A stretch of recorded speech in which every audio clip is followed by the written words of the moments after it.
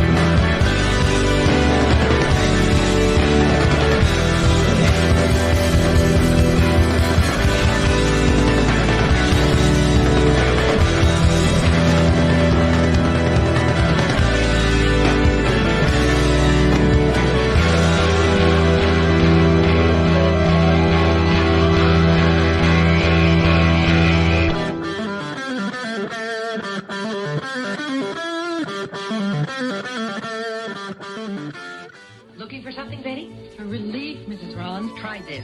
Preparation H? Pain, itching. Sure, try this. Preparation My H. nickname should be Preparation H because I really do. Look, I have a whole. I have notes here. You know? Feeling better today? Thanks to you and Preparation H.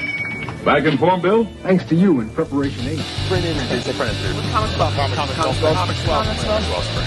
Wellspring. And yeah, this is printed with Comics Wellspring. Came out beautiful. High quality stuff. People think it's fantastic. All the books that you see at my table are through Comics Wellspring.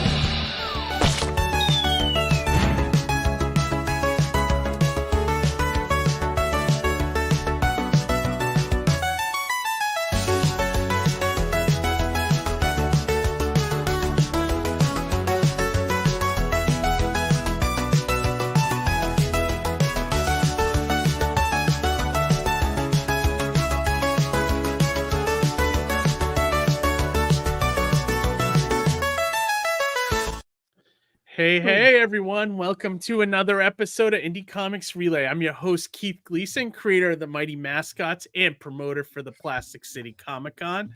With me, as always, Johnny C., creator of Sartana, Surrounded by Death, and The Pond. For who, Johnny? My good cousin, Roger Morocco.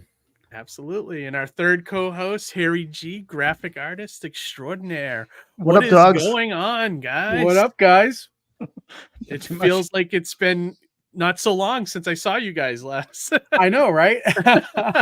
We've been going weekly a lot more, which we've been trying to avoid, but it always we always end up doing it. I don't know. Mm-hmm. Maybe we should just become a weekly show. I don't know. Maybe. I don't know. We'll see. Like, I don't know. Like, sometimes the I like problem the is break. There's never not an influx of creative types out there. They're looking to promote campaigns. There's so many awesome guests that come across our table, and sometimes there's opportunities that we just have to take, and then there's regulars who are genuine friends that we want to like help out, but it's like sometimes it gets to be a bit much. But but for one thing, I think it should be said that I personally enjoy doing this, so it's it's not work when it's fun. Yeah, no, I agree. Right. But then again, it's like it also cuts back on time. Like it's very time consuming.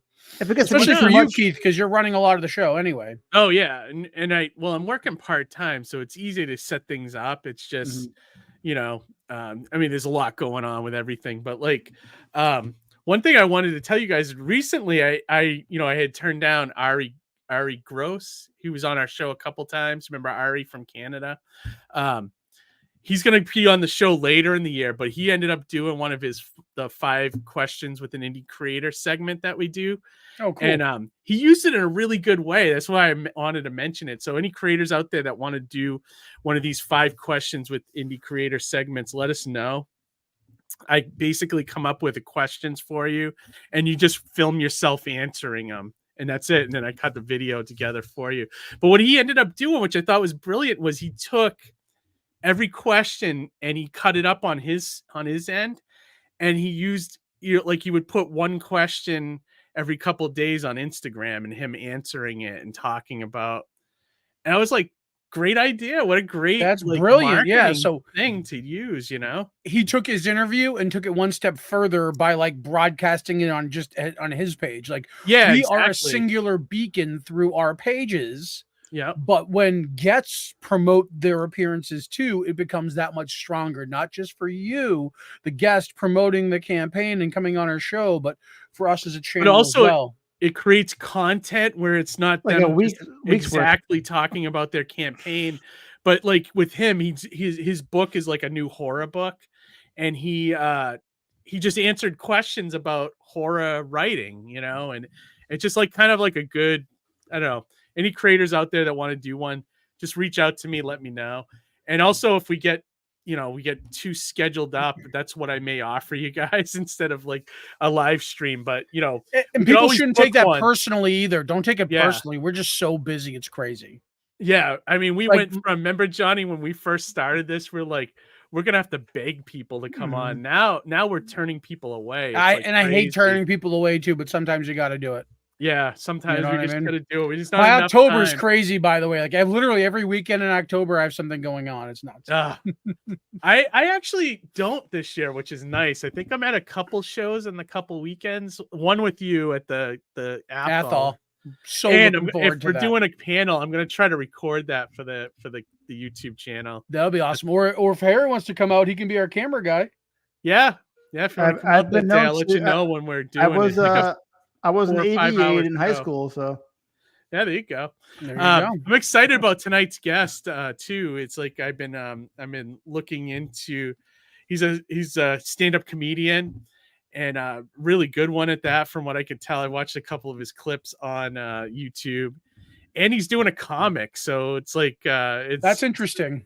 It's very exciting to see how all of this came together. Right. And I Well, also I'd like to listen see to he does a podcast too. Yeah, I'd like to see how he went from comics to comics. Oh yeah, you absolutely. know what I mean? Comedy to listened comics. to his, I think it's his latest podcast. I listened to one episode, and he actually knows his shit about comics too, which is great. Like I thought it was, you know how you think like, oh, stand-up comedians, like let me just make a comic to, just pitch to Hollywood and this and that, but he's a fan, dude. He knows his shit. Like he knows some, like I'd love to see where his love of comics started too, Travis, you're a fucking riot, kid. I love you. What's that? Travis, you're a riot, kid. I fucking love you. Oh, nice. Yeah. Okay. Let me zip through the comments here real quick before we bring them in. Amy Birdhouse in the chat, my wife, she said, good news. Amy. Indie Comics Relay is on. Matthew Creek said, did not get a notification. So I think I don't know if on YouTube, I think you have to subscribe, and then I think you have to hit that bell to get a notification. But if you did that and you didn't get one, and then something might be off there. I'm still glad you found your way here. Yeah, I'm glad you found your way here, man. Thanks for joining us.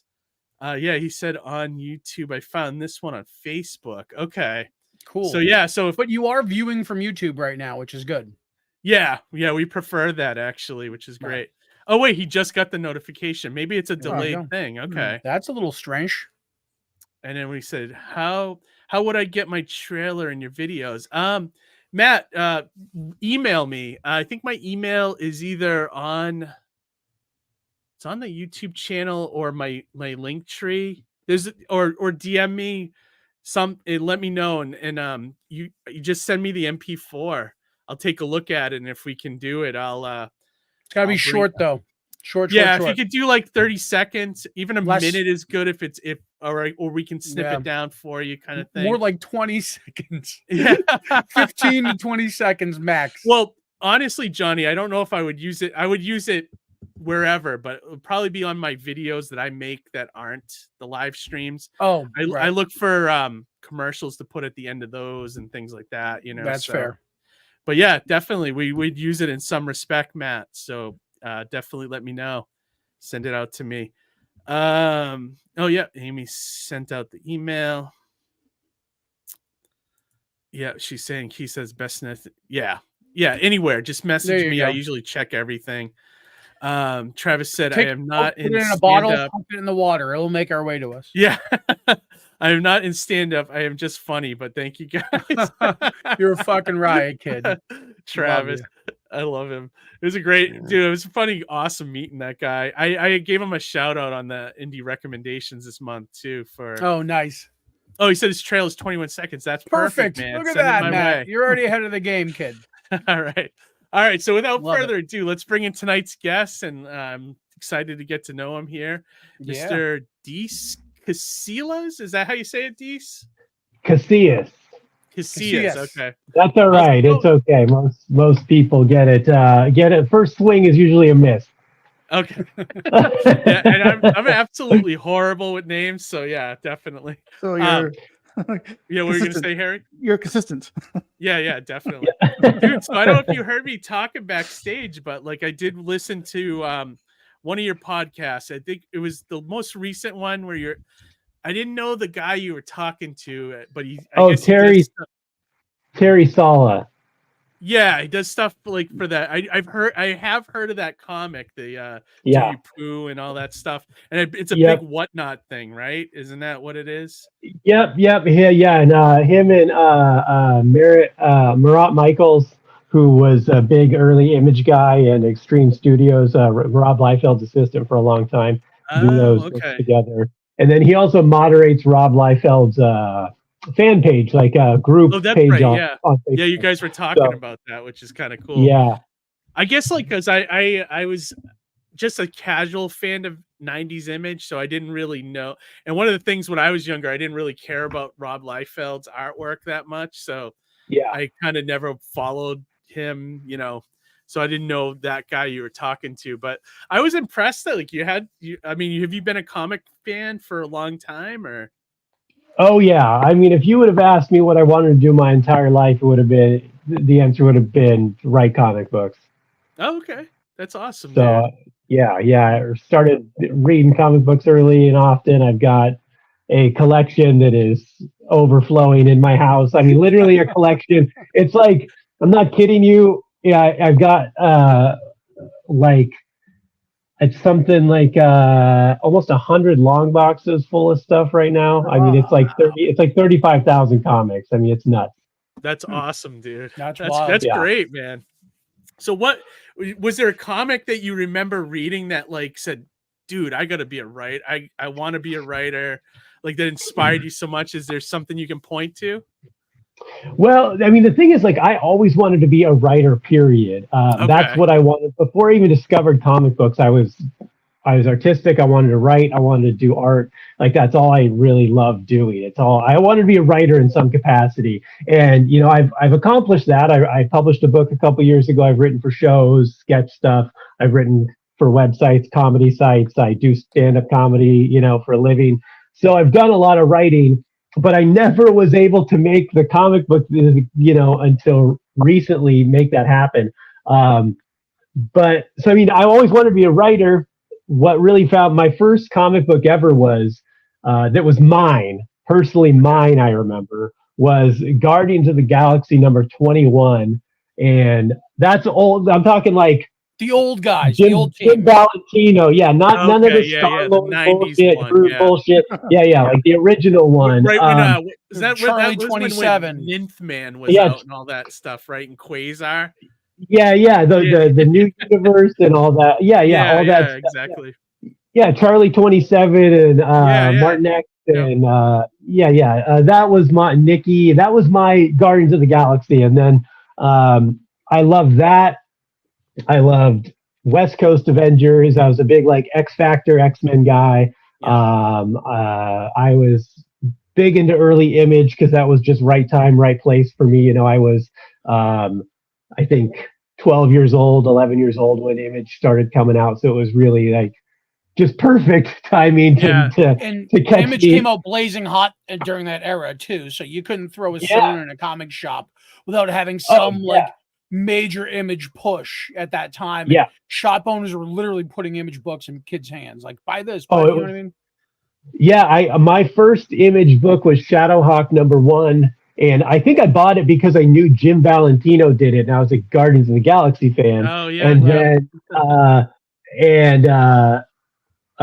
then Brigade #1 followed shortly thereafter, and that was a big. I loved. I mean, I reread those two books a million times as a kid, and I will say this to anyone out there in comic books creating or reading.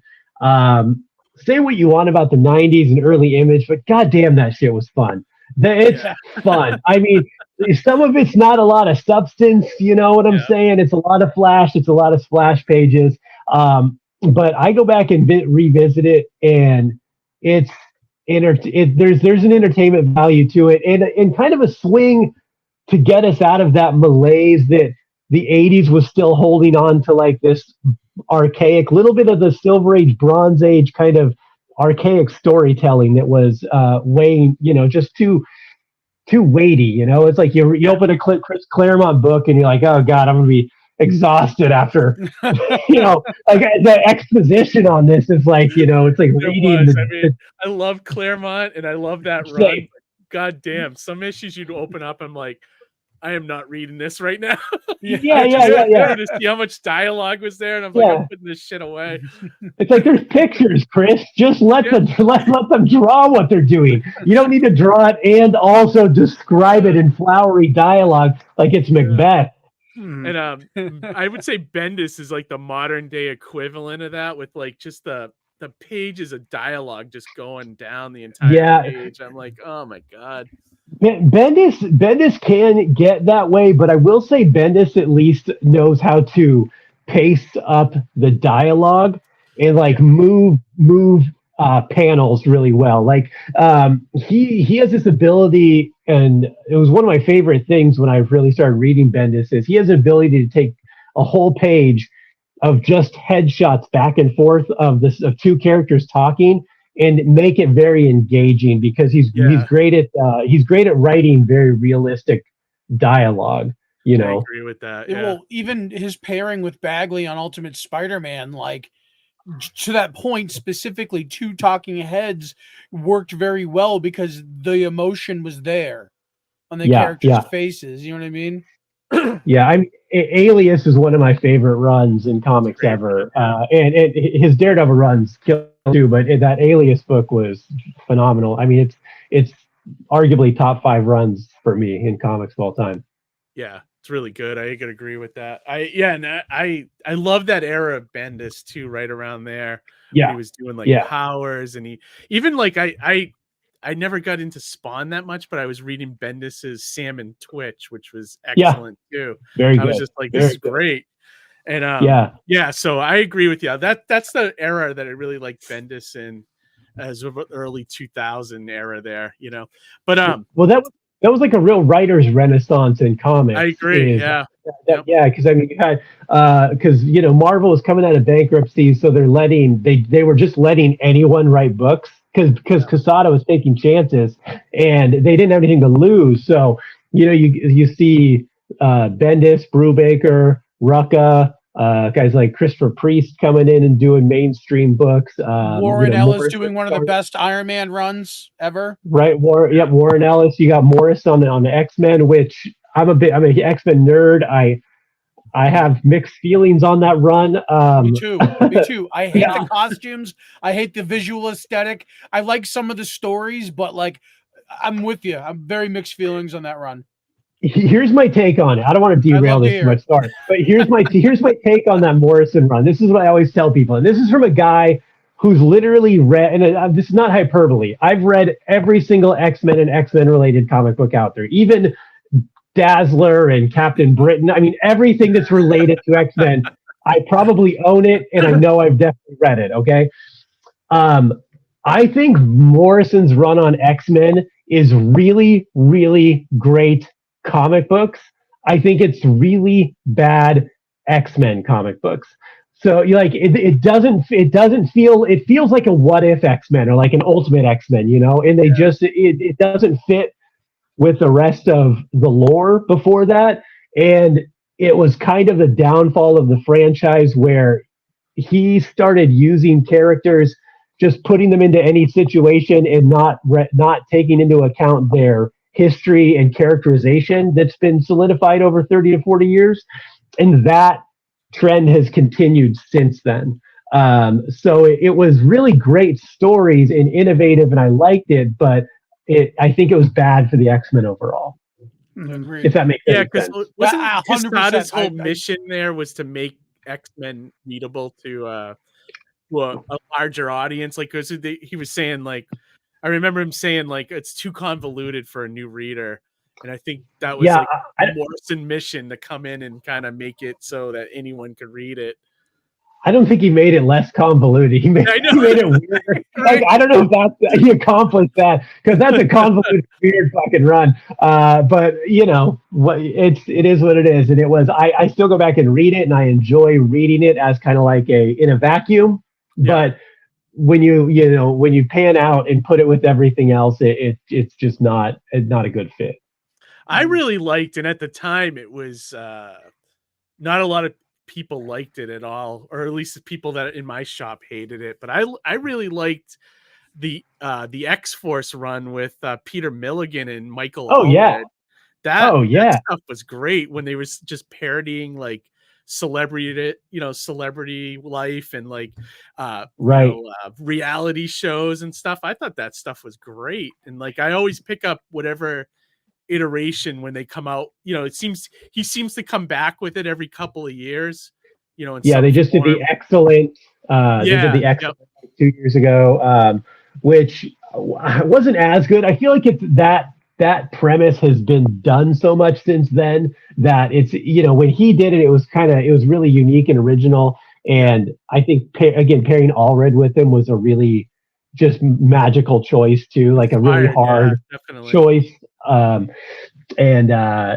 now it's that premise of the superheroes as a superstar and like a reality show has been done so much. But also we started this podcast talking about Rob Liefeld. He originated that concept with Young Blood, so that's true. Yeah. That's awesome. So I know we could talk about great runs all day. I definitely want to come back to you here. So so you love comics, but how did you not make one until now? Like, were you just afraid to jump in? Were you just like, no, I've definitely tried a couple times over the years, but never with the fervor that I did on this one. Because a lot of the times it was just like, you find an artist, you're like, hey, let's do this project, and let's, if we make any money, we'll split the money, and that just isn't feasible. It just doesn't work, especially if it's your project and the artist has no emotional attachment to it. It just doesn't work. And I tried that a couple times, and it just never panned out for obvious reason, like I just said. So in time too, I was just so busy. I do comedy full time. I run a production company that produces comedy at venues across the country. So busy, but eventually I just was like, I had a little free time in my schedule. I had written this thing. I'd started writing this thing during COVID. And I was kind of just inspired by it, had the time to write it. And then some things happened that allowed me to have a little time in my schedule freed up. And I'm like, you know what? I'm just going to take a couple months and I'm going to solicit. I'm going to find an artist. I'm going to find someone I like, pay them their page rate, get the team together, and I'm just going to invest and do this thing and put it out. So. Yeah, you're right. I mean, that's the way to go. Like early on when I was starting to make comics, like I was trying to do that too, where I was trying to get like an artist to kind of come in and do like the equal partnership thing. But you're right. Like they're never as passionate about it as you are about your comic. Right. And I started like, I would, I'd take my paycheck every week and I would, cut off 1/3 of that and be like, all right, let me pay for a page or two.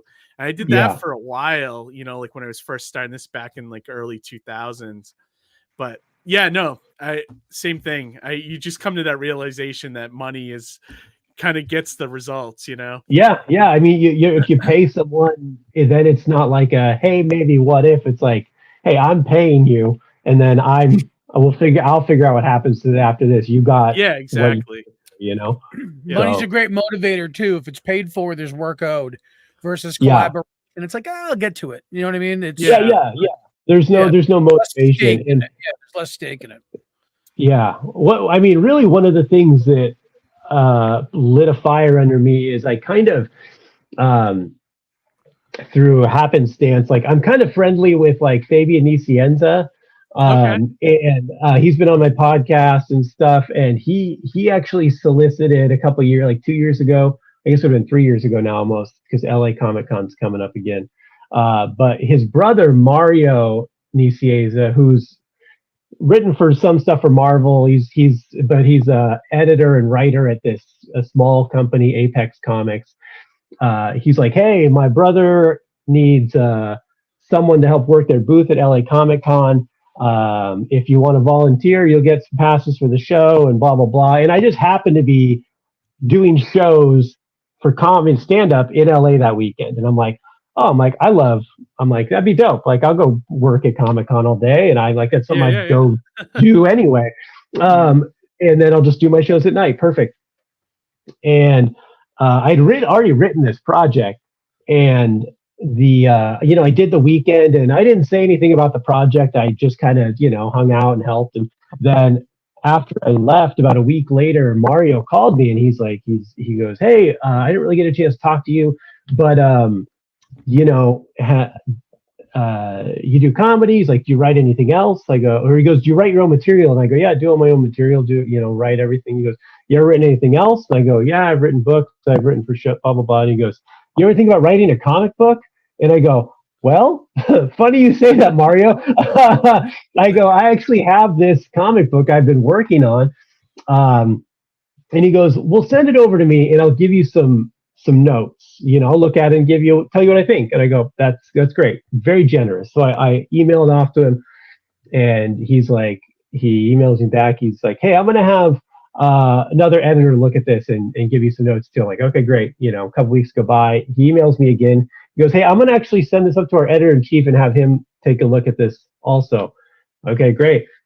Then a couple weeks go by, and I get an email from the editor-in-chief, and he's like, hey, we want to do this comic book. Cool. And I was like, oh. And that's when it hit me. I'm like, oh, this is like, could work. And we actually were going to do the book together, and I ended up walking away just because there were a couple things creatively I didn't want to budge on. I mean, it was amicable. They left the door open, like, if you want to come back, do something with us, we'd love to. And very nice, very generous. There are some things with this book that I didn't want to budge on. And, and in the process, I just kind of realized, I'm like, I think I can do this. I can just go, I can do this, I can hire the artist. I can do this. I can get the process. They gave me a lot of knowledge on how it works. And I just went out to do it. I think it's so fucking gangsta that you turned, like, so many people want like a publishing deal, and you fucking were like, hell's no, this is my vision, I'm not gonna compromise on it, and I can do it myself. Thank you very much. That's fucking G level shit, bro. Thank you. Respect. Respect. There's very few people I've known that actually have turned down publication deals. You're one of them. I fucking hats off to you, sir. Thank you. Well, but yeah. at that point, you already knew it was kind of good. You had three guys that, you had them interested in it, so you knew you had something there. So was the book that you brought him, was this one that you're crowdfunding, the Kill Stan? Yeah. It's this book exactly. There was a script. So there were a couple things. One of the things is they were talking about pairing me with Ron Friends, who's like, really? Great artist. That's one of the house artists. And he a guy who's done Spider-Man and Thor. Like, I'm like, he's a great artist, but I thought he was going to be a terrible fit for this book. I'm like, that's what I've seen here. Yeah, I have to agree with that, because I don't think Ron Friends would be able to do this book the justice it would deserve, because his stuff is very like fun superhero, like. Yeah. Yeah, and he's a phenomenal artist, and obviously Yep. a legend, but I didn't think it'd be a good fit. And the other artists they had, I didn't think would be good fits either. And then they were really adamant about me changing the name, which I was not going to budge on. The name is kind of a honeypot, if I'm being honest. So before I did comedy, my job was I had my own marketing company. I did marketing and consulting, and so I kind of figure out how to market shit, right?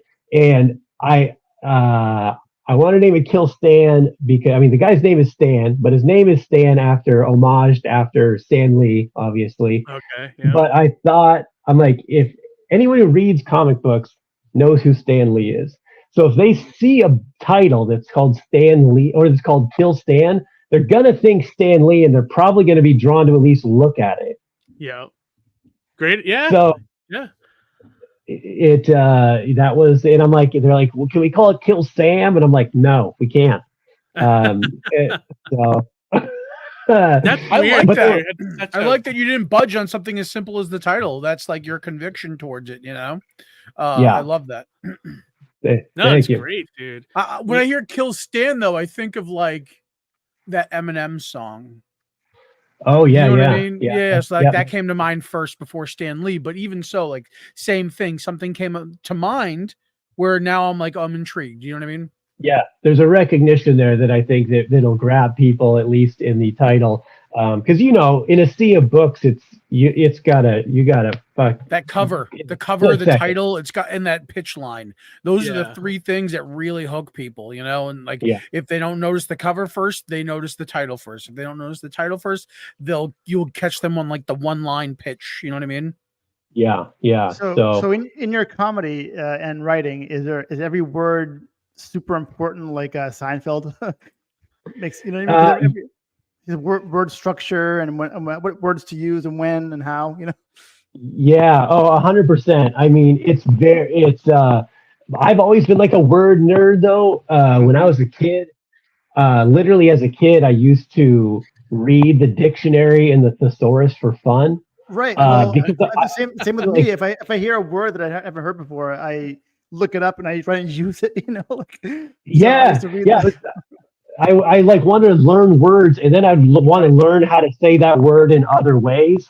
And so I always was like just chewing up, different vernacular. And yeah, in comedy, your wording is very, very important. You can change a word. One word can make or break something, or just changing two words, the order can completely change what something means, or make a joke fall flat. Which is why you do open mics and work material, because I had a joke I did for years that it did okay. It was like a bridge joke, and it always did okay. So I never dumped it. But one day I accidentally switched two words in my set, and it got a huge pop. And then it hit me on stage. I'm like, I've been saying this joke wrong for 3 years. Like all I had to do was switch two words, and this all of a sudden this is like it went from a 5 to an 8. Oh wow. That's the artistry of joke. I mean, that's why everything is an art. Even the word structure and where to go. So it's pretty interesting. That's 100%. I've heard Seinfeld talk about that subject. Like he's like I don't know when he became the czar of comedy, but he's like that's very important to him.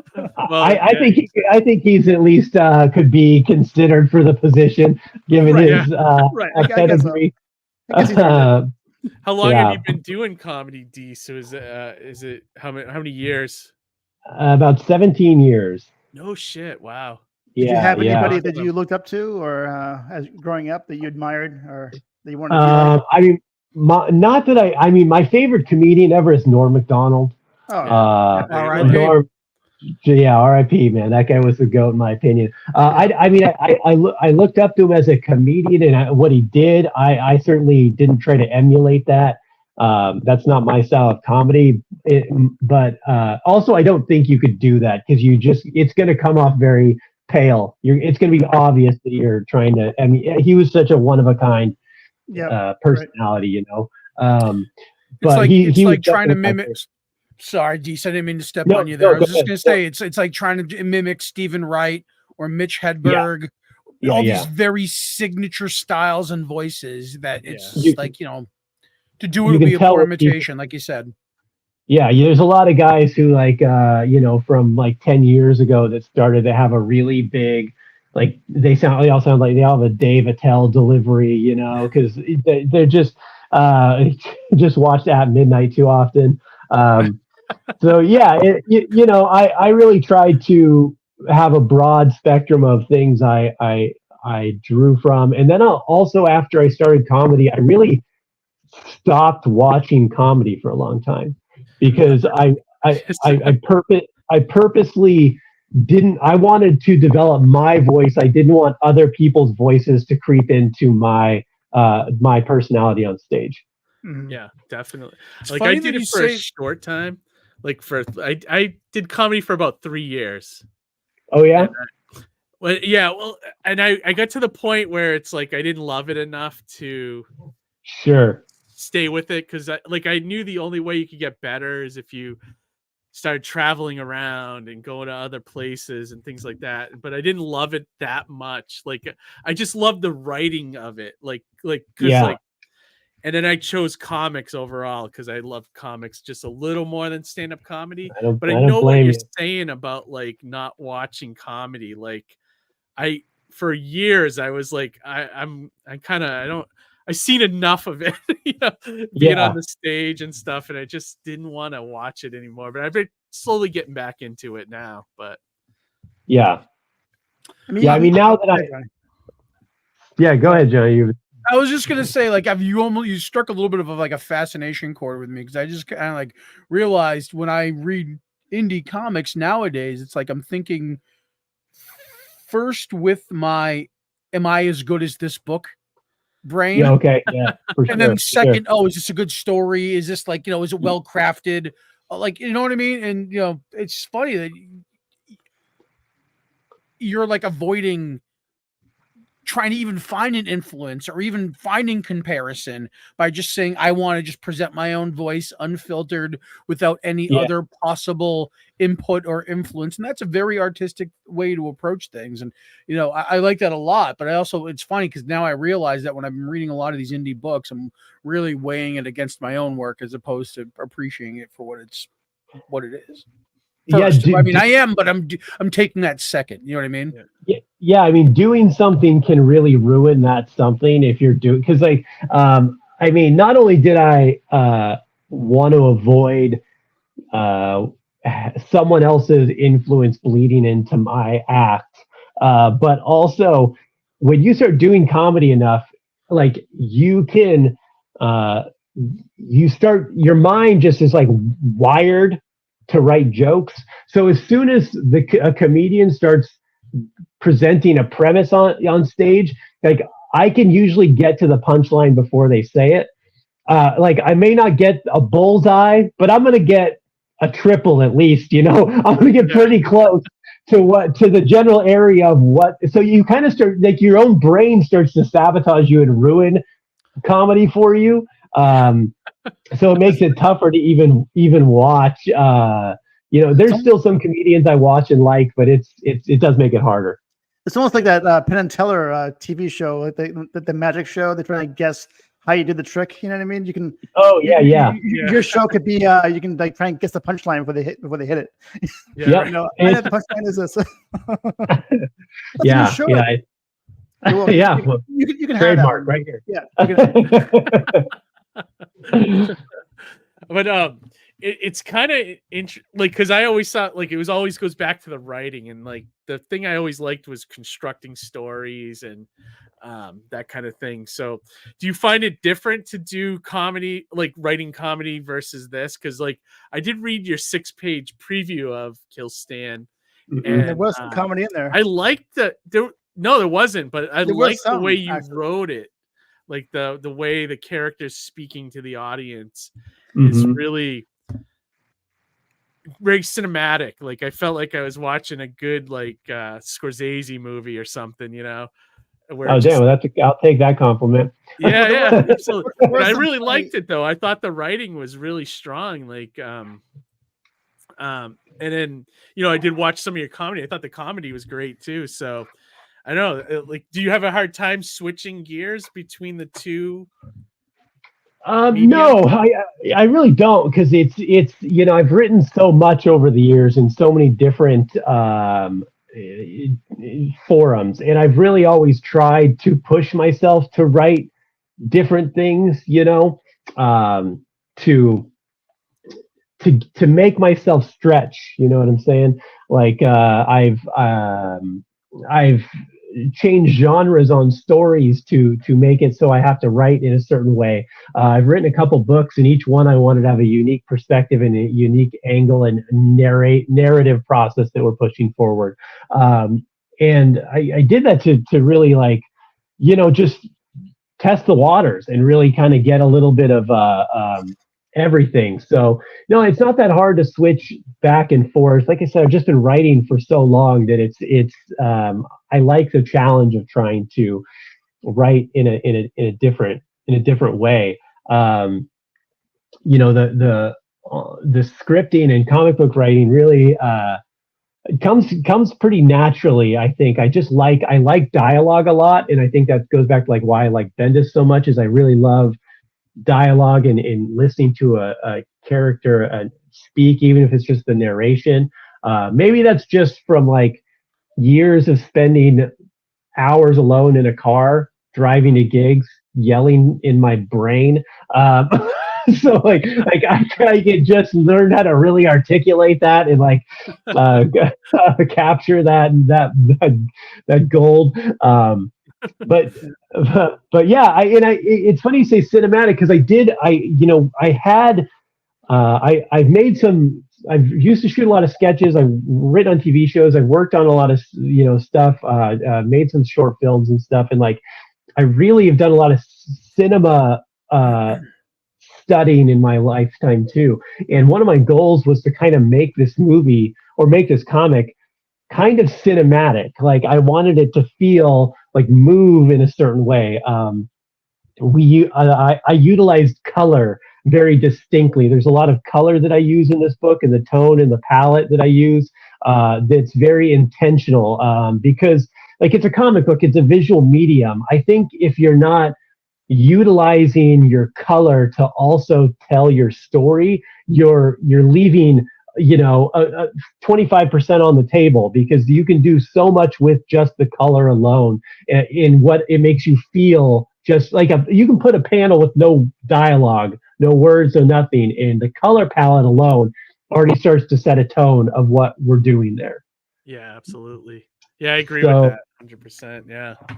That's awesome. Yeah, no, I really liked it. I don't know. Did you, Johnny, or Harry, did you guys read the preview? Yeah, I read some of the preview and the pages that you sent, and there is a little bit, some comedy or funny moments peppered in your comic. I mean, like when the nurse, I wrote down the nurse when she was trying to guess why he was dressed in leather, and trying to forget about that. Yeah. Right. Probably them or whatever. That's kind of funny. Like, and there's he's kind of self-deprecating. He also kind of self-deprecates with when he talks. So there's a little bit of like, a little humorous slant to the way he's, wanting to kill himself. Yeah. Do you ever talk about why? Oh, sorry, Johnny. I was just gonna say, I kind of I like the way that the voiceover. It almost kind of reminded me of the way Dexter's presented. Oh yeah, there's like a voiceover kind of thing, or Deadpool a little bit, right? Or Deadpool a little bit, and then there's he's kind of like a common man kind of thing. So like I felt like on his level in that regard, and I think that kind of connected me to him in that. You know what I mean? That's definitely the intent. I mean, that's really what I've been trying to push when in the Kickstarter and in the promo stuff, is that like this isn't about a guy who has like a traumatic experience that pushes him to be it's like I want people to understand that this is normal people feel desperation, not necessarily because their parents were shot behind a theater when they were 8 years old. It's just because life can be a fucking bitch. And some people don't know how to deal with that pressure or can't. Everyone reacts to it differently. So there's a lot of things, or these little like micro accumulations of things to just make you feel like you've lost it all. And so I'm glad to hear you say you connected with the character, because that's the goal, to get people to understand, like, oh, this is just a guy who's just at the end of his rope. That's it. And he's got no special powers. He's not different than anyone else. And people do crazy things. I connected with him in a Travis Bickle kind of way. Travis Bickle, who is Taxi Driver. Oh yeah. Thank you. That's funny. You're the second person that said that to me. Oh really? So yeah, there must be a common thread there. You've seen Taxi Driver, right? Yeah, I have. It's been probably a decade, but yeah, I've seen it a bunch of times over the years. I was going to ask you, is the board superhero, aka the Brown Shadow, a precursor to this guy, Stan? Stan. The Brown Shadow? Yeah, because I saw one of your little comedy clips that you're the board superhero. Is one of your comedy clips? Oh yeah. I forgot about that. Yeah, it was like 3-4 years ago, but yeah. That was during COVID. Right. Yeah. Oh my God, I totally forgot about that sketch. Yeah, I made a sketch about a guy who was like trying to be a superhero during COVID, but everyone was in lockdown, so he couldn't do anything. I've got another great superhero sketch out there. I'll send you, but it's called Batface, where Batman decides to go paint his whole face black to hide in the dark better, and they're like, black. And he's like, I don't know if you can do that. It's a whole Oh, that's great. I like it. He went full bat, I guess. Yeah, I went full bat face. Right. Yeah. That literally happened to me though. Wait, what? That literally happened to me though. So one year I went for Halloween as the Bruce Willis from Unbreakable. And like how when he has his hood on, his face is a little bit shrouded. Yeah. So I kind of like darkened up my face a little bit to help hide the shadow. And they're like, "Did you put black paint?" And like I'm like, "No, it's like I had to explain myself all night long." Oh, yeah. That's amazing. Just own it at that I'm point. An idiot. Like, what can you say? Yeah, there you go. That's awesome. Let me pull up the campaign though. Let's take a look at it. I want to show the audience what we're talking about here. It's like I said, I mean that image right there alone, right? Like look how compelling that is. Mm-hmm. Yeah, and one comic that it did remind me of a little bit, and I haven't read the whole thing. I'm just basing this off the 6-page preview, but had like a little bit of a Kick-Ass kind of vibe to it. The comic just gonna say that. Yeah. I was just gonna say it's like those Kick-Ass street level series. Yeah, exactly. Before it got a little crazier, but that first series, squirrely. Yeah. Even Ennis's Punisher, like that run where it was like darkly comedic, you know what I mean? That kind of thing. Right. Yeah. And I mean, I'm certainly a fan of early Mark Millar stuff. I do enjoy the first Kick-Ass, and that Punisher run by Ennis is, I think, the best Punisher run ever. By a long shot, actually. That is the definitive Punisher, in my opinion. But I think back into comics. Yeah, I don't blame you. This I think where people see the difference is this is really, as it goes, you're going to find it's much more about him and his personal kind of figuring out what he's actually here for and why he feels the way he does and how that manifests, and less about the whole brutal vigilante thing, Gotcha. But yeah, I did like the preview pages here. Kick-Ass was a little bit about self-discovery as well too. So I like your that. artist is really good. I thought awesome. The storytelling aspect of it worked really well visually, and you know, flowed really well with the dialogue. You got a decent letterer and everything. So yeah, no, it's Yeah. I can't believe this is your first book. Like it's that good, you know. Well, thanks, man. Yeah, I mean, my artist Felipe Sobrera is a killer artist. I can't sing his praise enough. He's gonna be famous one day and leave me. But he's a fantastic artist. I mean, I definitely did a lot of work with him to, thumbnails, break. I mean, I'm pretty intricate when I break down a panel on what I want, giving him some sketches and thumbnails and stuff. Okay. So pretty much all the panels are dictate. I pretty much dictated all those or gave him sketches on how I wanted them. But man, is he bring him to life in a way I didn't even imagine. And he's really good at differentiating people in characteristics and faces and expressions. He really it's pretty amazing artwork. Yeah. I was just going to ask about this mask right here. So the reason why I ask about it is that I recently read an article by talking about The Black Phone and that movie directed by Scott Derrickson, and the mask that Ethan Hawke wears in that movie and the way it was designed. And I think Tom Savini had a hand in designing it, but he felt that it was very iconic and it was something that it can kind of permeate the test of time the way like Michael Myers' mask does and the ghost face and things like that. So that being said, can you talk a little bit about the inspiration behind this mask? What inspired you to choose this? Is there something specific to the story? Could you talk just a little bit more about that? Yeah, sure. So the mask is kind of a compilation of a couple different, masks that I saw, and I kind of I wanted to put this thing together. Excuse me, that would have like just a striking look, a little bit of a horror look, but also simple. And I think the design's pretty simple, but it's something that, I think does have, I don't know if I'd be as bold to say iconic, but it does have like a distinct look. I'm thinking Phantom, like it looks like Phantom of the Opera a little bit in a way. Yep. There's like, now. Is that by design or no? A little bit, yeah. I mean, that idea of he's just like this, kind of creature of the night. Because as the story goes, there's this lore that kind of starts to evolve around him, the character, and he's nicknamed the Demon King by the neighborhood. Okay, by the crown. I saw the crown there too. He wants a Burger King or something. He had a Whopper for. Yeah, right.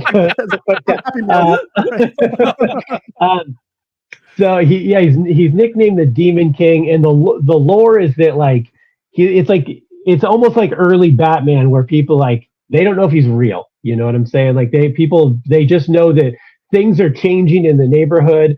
The local thugs are being taken out, and like things are like there's this fervor happening.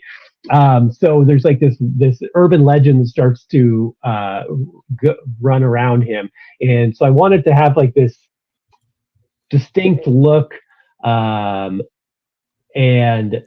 again a little bit of a horror look, but also kind of simple. And I think it turned out good. I think I think we nailed it. I hate to keep mentioning the Incredible Hulk TV show, but there was one episode where he's in a helicopter or something, and I think where he falls out of the helicopter and dies. That's Death of the Incredible Hulk. Not that one. This is like in the TV show, but I mean, a different helicopter. A different helicopter. A different helicopter. It could have been an airplane scene actually. But anyway, either way, it goes down, and I think the reporter, Mr. McGee, is on that plane too, and so he gets hurt. He hits his head, has amnesia. He gets cut, whatever, and he bandages his head all the way around, and it looks like kind of like that. He has like two eyes, and a mouth. Oh yeah, and he doesn't know who he is, and he doesn't know he's the Hulk. And he doesn't know that Mr. McGee's like. Yeah, it was like a two-parter, right? And they were stranded together. And he called him John Doe, because he didn't have it. He didn't know his name or anything. But it had this kind of look. This kind of that's what kind of reminded me of too. But I know it's way off. But that wasn't your inspiration, Deece. No, that was not. Oh, I do love that show. A little Bill Bixby goes a long way for me. Well, of Bill course, Bixby's awesome. you know, he's the only. I mean, Love him. we're all adult men. This guy got beat up every single day, for every hour. You know, like twice an hour. Every single day, every episode. And he looked great doing it. I know. Right? Yeah. And they put him on trial. Jeez. I know, really.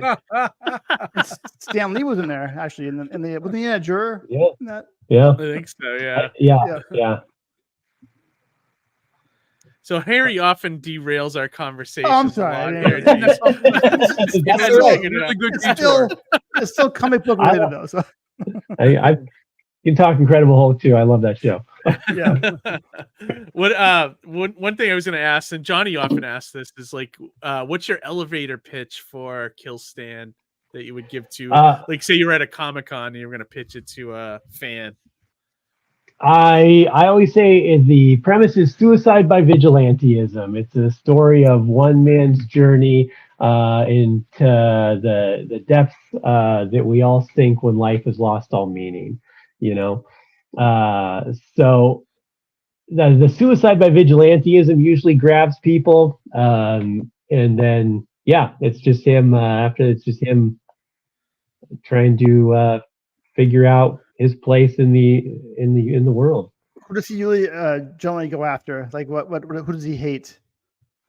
So there's just the local kind of mob gang in his neighborhood of his local neighborhood, and that's who is the main antagonist in this book. Yeah. Nice. Yeah, no, I like what I see, and like I said, I enjoyed the preview a lot. Is there a specific tier that you've been recommending to people to check out, or? Well, I mean sorry, let me get there. The basic one is physical copy. We've got copies coming. The book's gonna. There's a really cool variant cover we did though. If you do the variant set, we did a really cool variant cover. It's kind of a multimedia painted cover. Cool. Is it on the campaign somewhere or no? Yeah, you'll see it if you go down on the rewards. Click on rewards. Go this there. One right it is. Here? Yeah. So there's like it's painted multimedia. There's charcoal and. They don't show the it doesn't get bigger, unfortunately. Yeah. And then we have a negative image of the cover, which I think is going to turn out really cool too, like a reverse negative. Cool. If you go all the way down. Right. Yep. There you go. So I love that you're also offering a comedy special. Yeah, you can do the comedy. You get the comedy special on there. I've got comedy show. So what you bring the backer to one of your comedy shows? Is that how it works? No, for the ultimate one, the big daddy, I will come to you if you live in the United States, and I will do a show for you and your friends. Oh my god! Yeah, that's great. I haven't seen that backed on a campaign before. That's awesome. $800 for that? That's pretty good. Do you have like just a lot of airline miles, or do you pretty much know somebody in every state that you have a couch you can crash on? Or I mean, I would up that. He's been doing it for 17 years. I would double that for that kind of. I almost want to. I was thinking for a second. Do I have $800? I could do this just to fucking just to get you out here. Get a couple friends together, man. I'll pitch in. See, here's the thing. I looked at the most expensive flight that I could find in America is what I did, and it was like $700 or something like that on average. And then I'm thinking, okay, well, it was like some crazy flight that I would never have to take. So and I fly all the time, and I'm like, the flight's probably going to cost me like $350. I did also put the caveat that the date is to be determined. So like I'd pick a date where flights are cheap and a time of year that I want to go to wherever that person lives. Cause if it's cold, I'm not going there in the winter. And I live in Texas for a reason, people. So So like, but I still wanted to make it like kind of affordable to at least maybe entice someone to do it. But I'm like, I would probably, I wouldn't make money on it. I'd break even, but on my expenses, but at least the money would go to the campaign. Yeah. So there's a little bit of sweat equity it there, would just right? be your time mostly, right? Yeah, exactly. I would just be putting, just my be a day or two of my time to do it, but that's all right. That's memorable to the backer, though. Like, you get like a comedy show out of it, like your own personal comedy show. You have all your friends out. You know what I mean? That's dope. Yeah. Like how right. That's where else do you find a campaign offering something like that? Now, come on, Yeah. And not only that, but realistically, if I was doing a private show for 30 people, $800 is a bargain. So I especially if I had to fly to you. But the real secret is, which I'll reveal to your listeners and you guys, is that I also own my own production company. So as soon as I book a show for, Dickbags in Poughkeepsie, New York, what I would do is I would just book other shows in that area when I'm out there. So I'm like, I'm going to be in that area. I'll book other shows. Then it's like, it also will pay for it. Then I make money. So you can get some other gigs. Yeah. I'll just book other stuff in that area. So that works. I can make it work. Yeah, that's great. But yeah, there's definitely some good clubs up this way too. We're up in Massachusetts, so lots of stuff out there. The Kowloon. Yeah, that's what I would do. If I would talk to the Kowloon and go, I'm going to bring in a comedian, and I'd back that tier. That's exactly what I would do. Get the Kowloon to pay for it. Oh, right, exactly.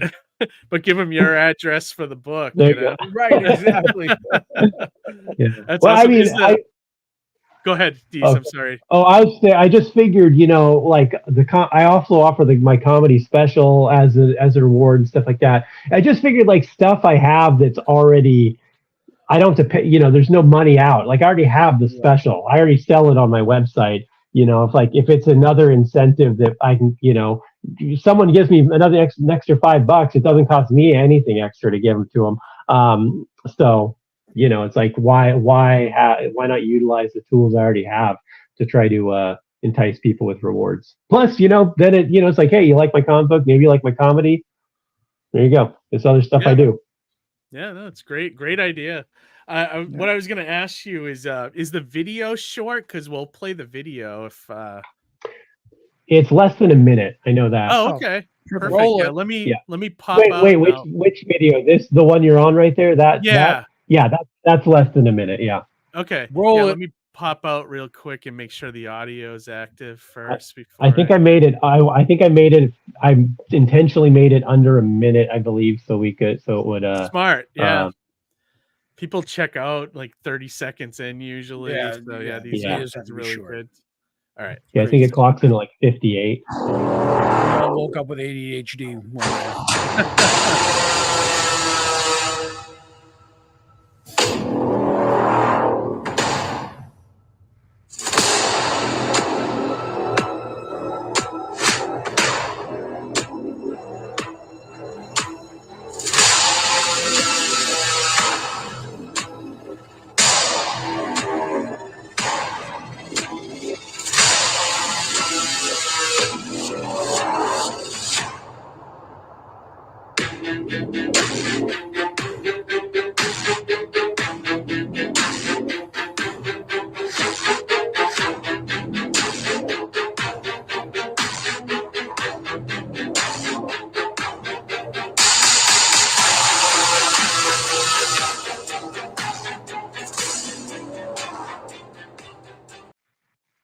Yeah, awesome, that was dope. Great. That was a good trailer.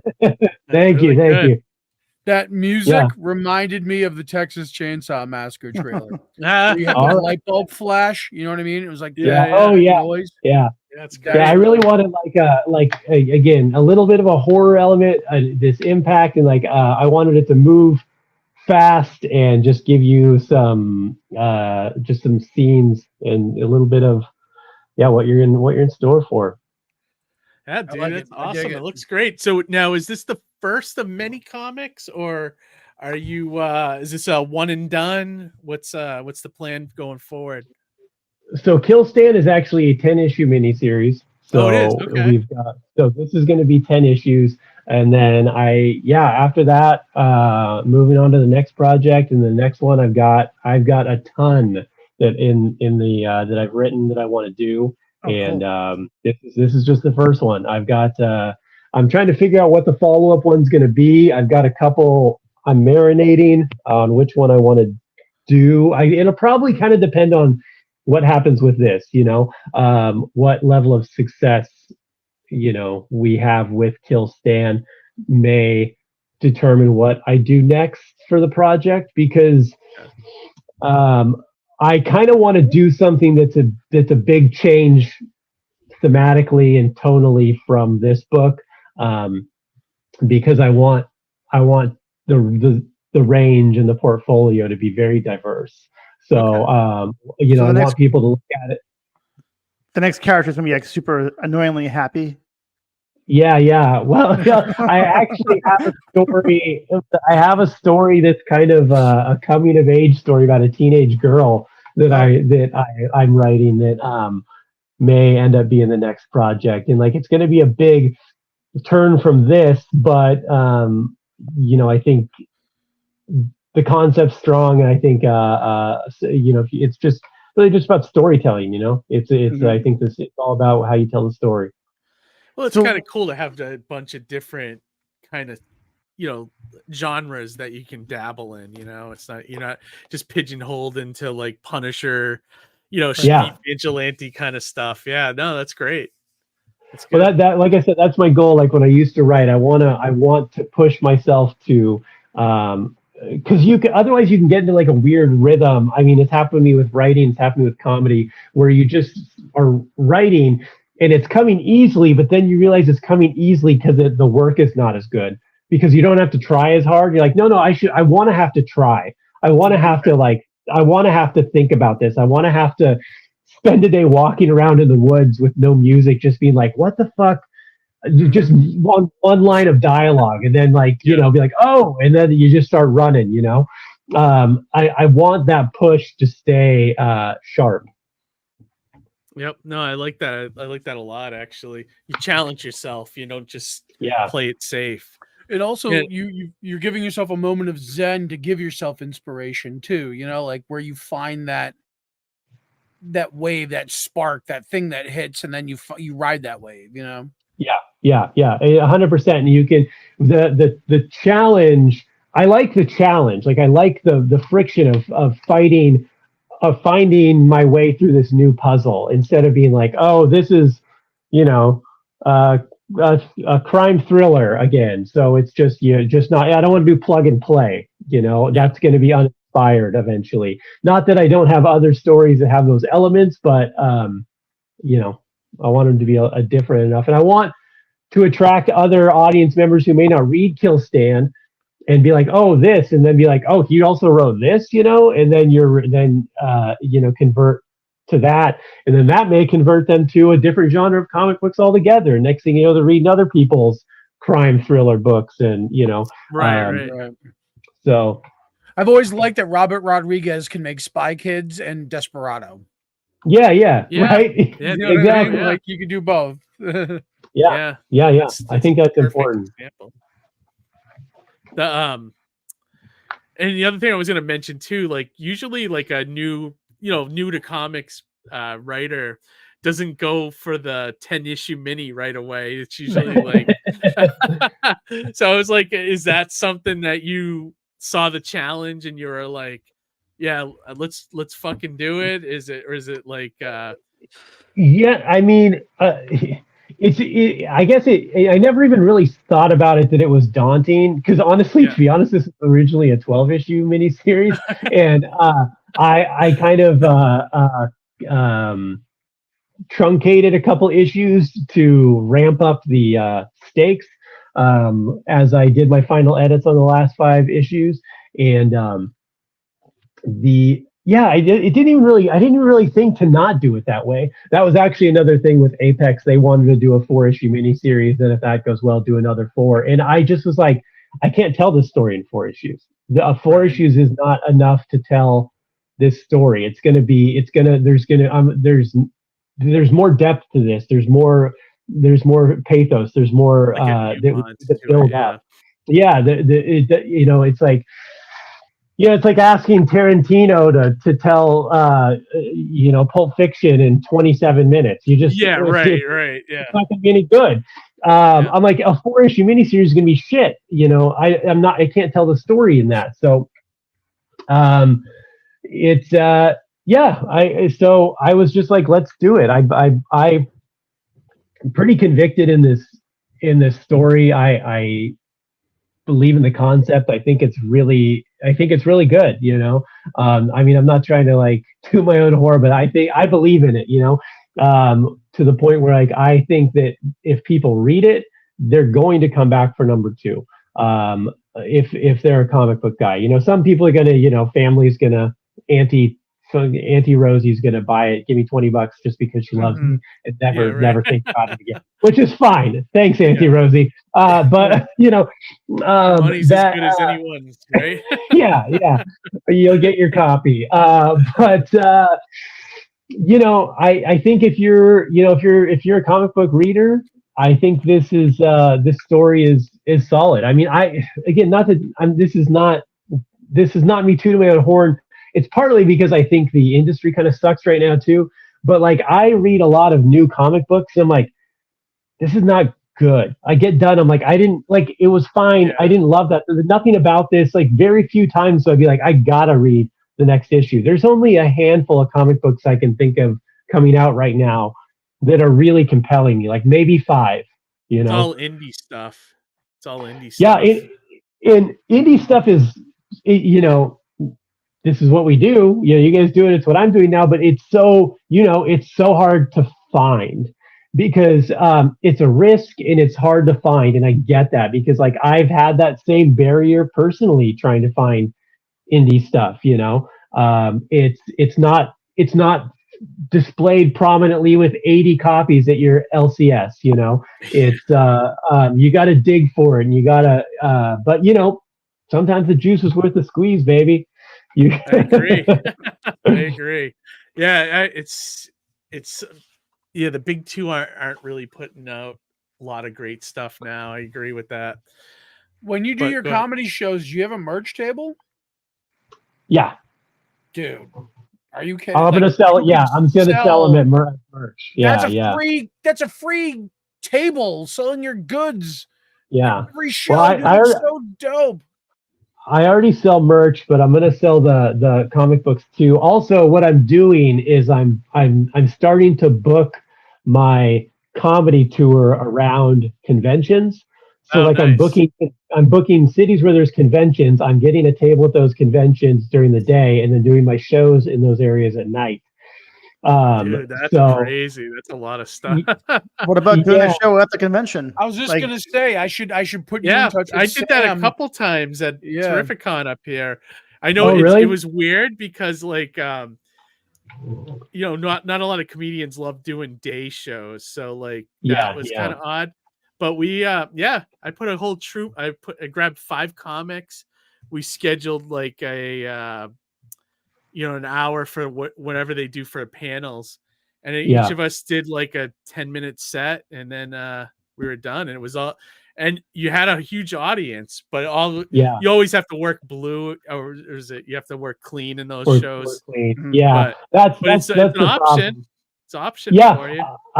I pitched it to a couple conventions, and none of them were about it. I think it could work at some for sure. Part of the problem is like trying to work clean, and I just don't like it as much. No one does. But I mean, the good news is again, I can kind of, since I make my own schedule for comedy, I can, it's like I'm doing a convention in Dallas in October. So I just booked a bunch of shows Wednesday through Sunday in Dallas, and then I have the convention Saturday, Sunday. So I'm like, I'm up there for 5 days. I'm making money doing my shows each night. pays for more than pays for the weekend at the convention. Plus, I'm slinging books during the day, Saturday, Sunday, so get to kind of double down on that. Yeah, no, it's smart, man. Yeah. What was the other thing I was going to ask you about? I was going to ask. So you're going to do 10 issues of this series. How many do you expect to get out a year, you think? That's a good question. I think that'll depend on the success of this campaign. I mean, I'm looking at it right now. We're at $1,600 out of 3,500. We haven't even hit a day yet, so I'm hoping things look promising. You're on a good trajectory already, which is really good. So as soon as this Kickstarter is done, and I'm going to we're going to start moving on number 2. We're going to start getting the art done on number 2, and that the art and lettering, coloring, that's it's probably 6-8 week process to get, and that's probably being generous, even depending on how fast the guys can work. It's about that time frame. So but my hope is that the momentum keeps going, where we can just they'll start overlapping. And, because the nice thing is I finance this whole thing up front. I finance the book completely up front. This is just kind of to get the printing and start moving towards number 2, and get copies to people, I mean, so I think if the money starts flowing the way we want it to, and people keep coming back and reading, then we'll be able to, they'll be able to start overlapping, and ideally we can get, I don't know, maybe we'd be able to get 4 out next year. Okay. If it's really going gangbusters, I mean, I would not feel, I would feel inclined to even potentially up the rate I'm giving my guys if it motivated them to get stuff done faster. I feel like an issue a quarter is fair for indie books, though. You know what I mean? Like, yeah, if we get like can once move every 3 faster months, than that's that. fair. Yeah. Yeah, and I mean, it's not crazy. If there's a way we can do it, it makes sense to get it done faster without sacrificing quality. Then yeah, but it'll depend greatly on the the demand and the success. So it could be a little slower burn. It could be fast, and if I get it out there, because I'm going out when I'm traveling too. I'm going out and going to visit comic book stores and dropping off my card, giving them the preview, and I'm going to be sending people books and trying to get books into stores too. So I'm trying to hit every angle I can to get it to people. And with like the in-store stuff, I mean, a lot of it's like at this point, I'm not even really trying to make money on those copies. I just want to at least break even on them. Yeah, and I think because again, it's all paid for at this point, so I'm just trying to get the exposure. Because I mean, I know how it goes. Like, listen, I did comedy for years for free or near free before I made a career out of it. So like I understand sometimes you got to do that, and so yeah, trying to put that work in now. It's the trenches, man. Like we call it the trenches. Yeah. Gonna put it that time, and then it's like anything, comedy, comics, everything. Johnny, how long you been doing comics for? Too long. Too long for the work I've put out. At least 15 years for me, 15, 20 years. I think it's fairly 2014 was a good marker point for a start. Yeah. And I feel like I'm just starting to get, in the groove. Starting to get into it, How Keith got his groove back. Yeah, pretty much. Pretty much.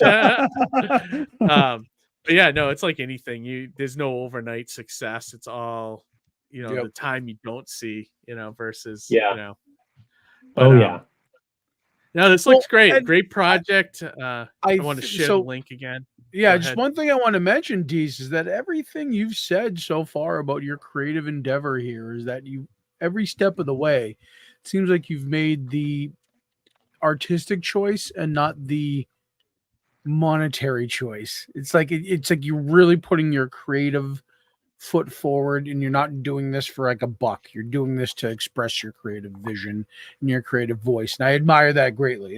Just it shows from the sample you've provided and everything you've said, and your enthusiasm to the product, it shows.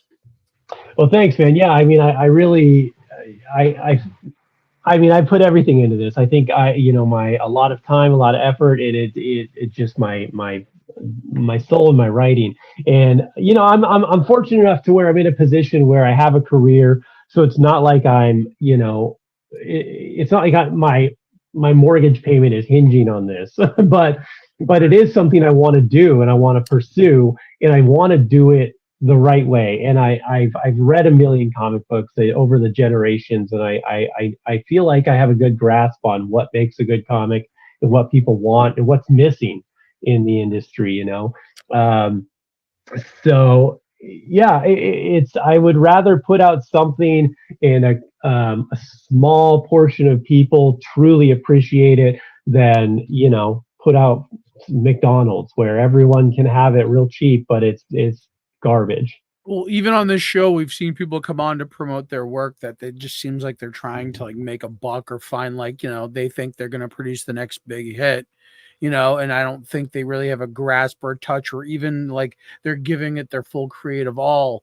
They're just looking for that. Oh, I think I'm making the thing that's going to be the next big thing. Where it's really refreshing. Usually make the one book and then no one never reads see it them and again. they disappear. Right. Like But that's I mean, it's any creative industry, I think. Right. Like how many comedians have you seen Sure. go up and do a comedy for a month and then they're gone? You never see them again. Oh yeah. It's like not enough. But just to circle back around to my original point, is that it's really refreshing to see that you're you're really more about expressing your creative vision than trying to make the next big thing or something. You know what I mean?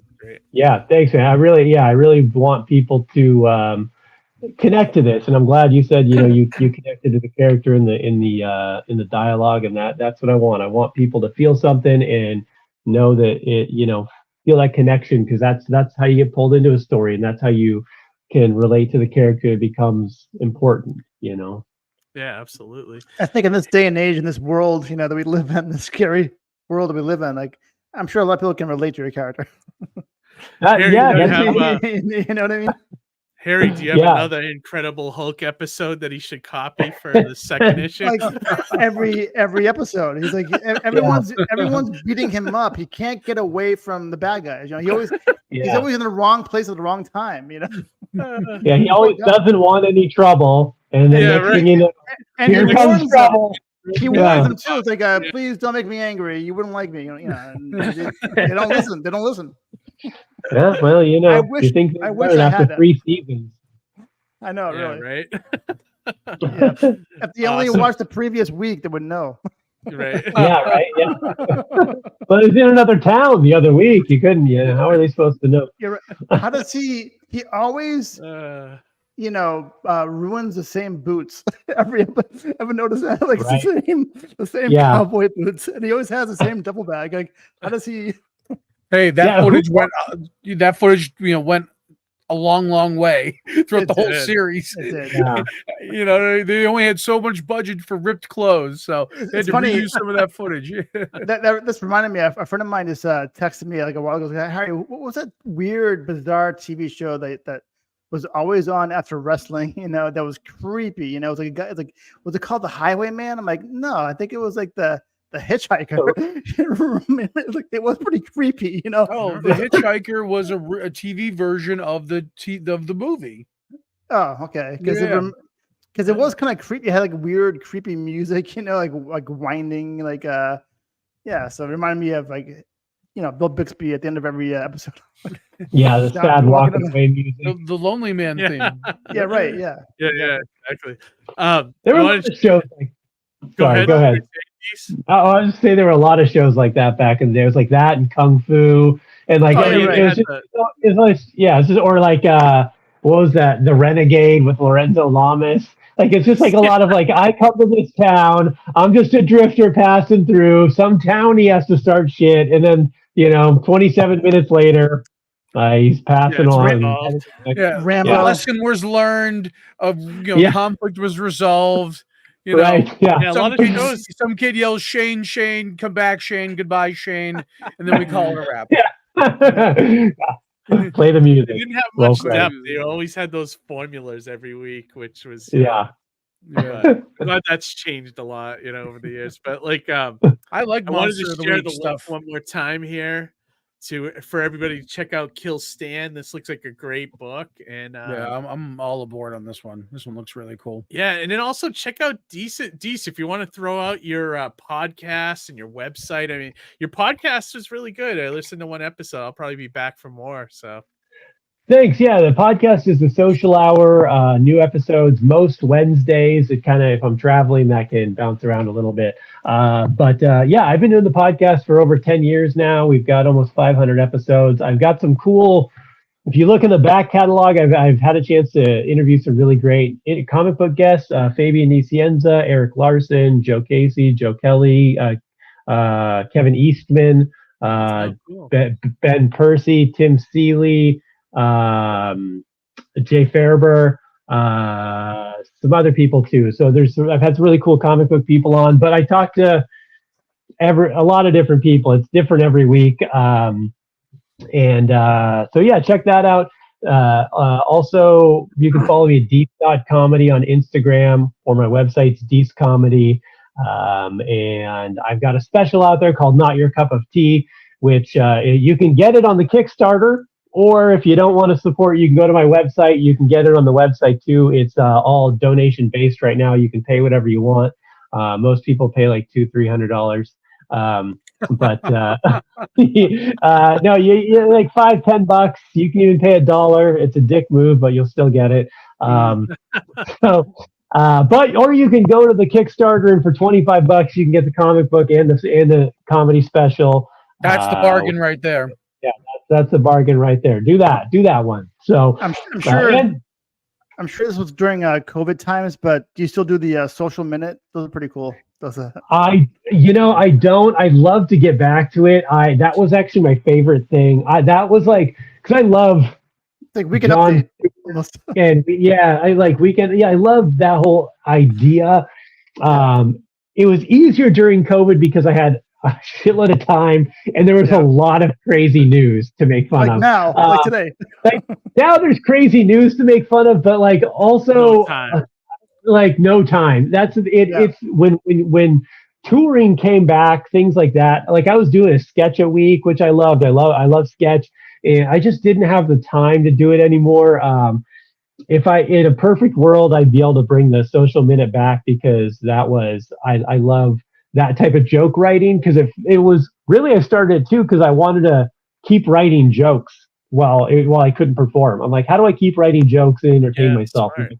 I'll do this show, and then people have something to watch and some comedy to watch during COVID.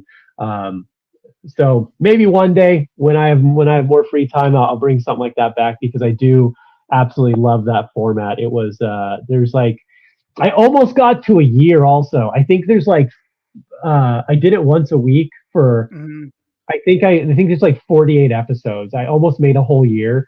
So I still feel like I should go back and do those last couple to get a year and say I did it for a year. But if you want to remember COVID fondly and get some laughs, it's funny. There's some really great stuff in there. I go back and watch them every now and then, and I still laugh. It's I kind of, especially after I was doing it for a while, I kind of realized I could do whatever the fuck I wanted, and it got weird.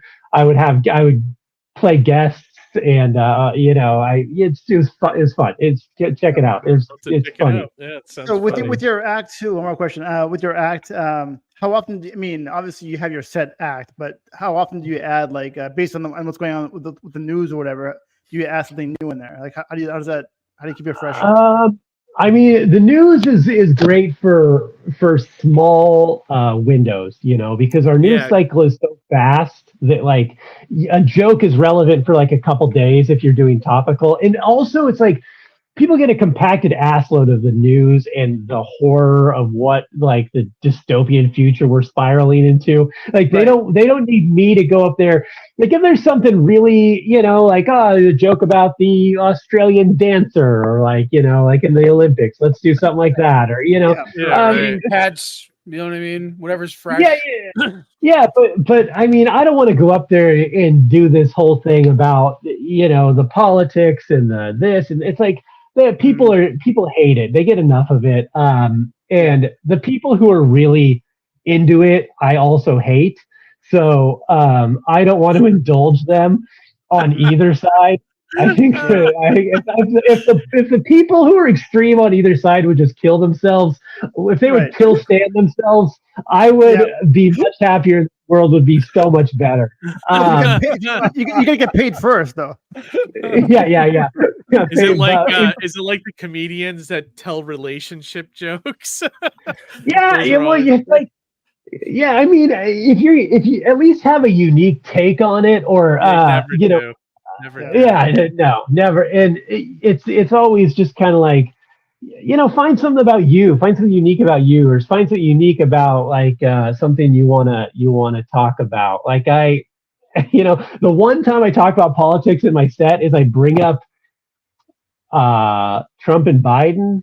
But I got to retire this now because both of them are going to be dead soon. But the way things are going, but like I do a hard left turn and I parlay it into a joke about hunting bears. So like it's like a like a setup is there, and then people like they prickle, and then they're like we're going on a way different journey now, because you want to like grab them with the political thing, and then you're like getting wacky and weird, and subvert expectation, right? Because it's like I'm not there to preach to you. I'm not there for claps.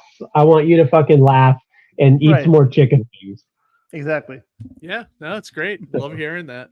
Yeah. All right. Yeah. So everybody, check out Kill Stan. Check out Deece's podcast and his website and his comedy, and Deece, we're going to move on to our other segments. You can you're welcome to hang with us if you want, or you can jump off here if you want, or totally up to you, man.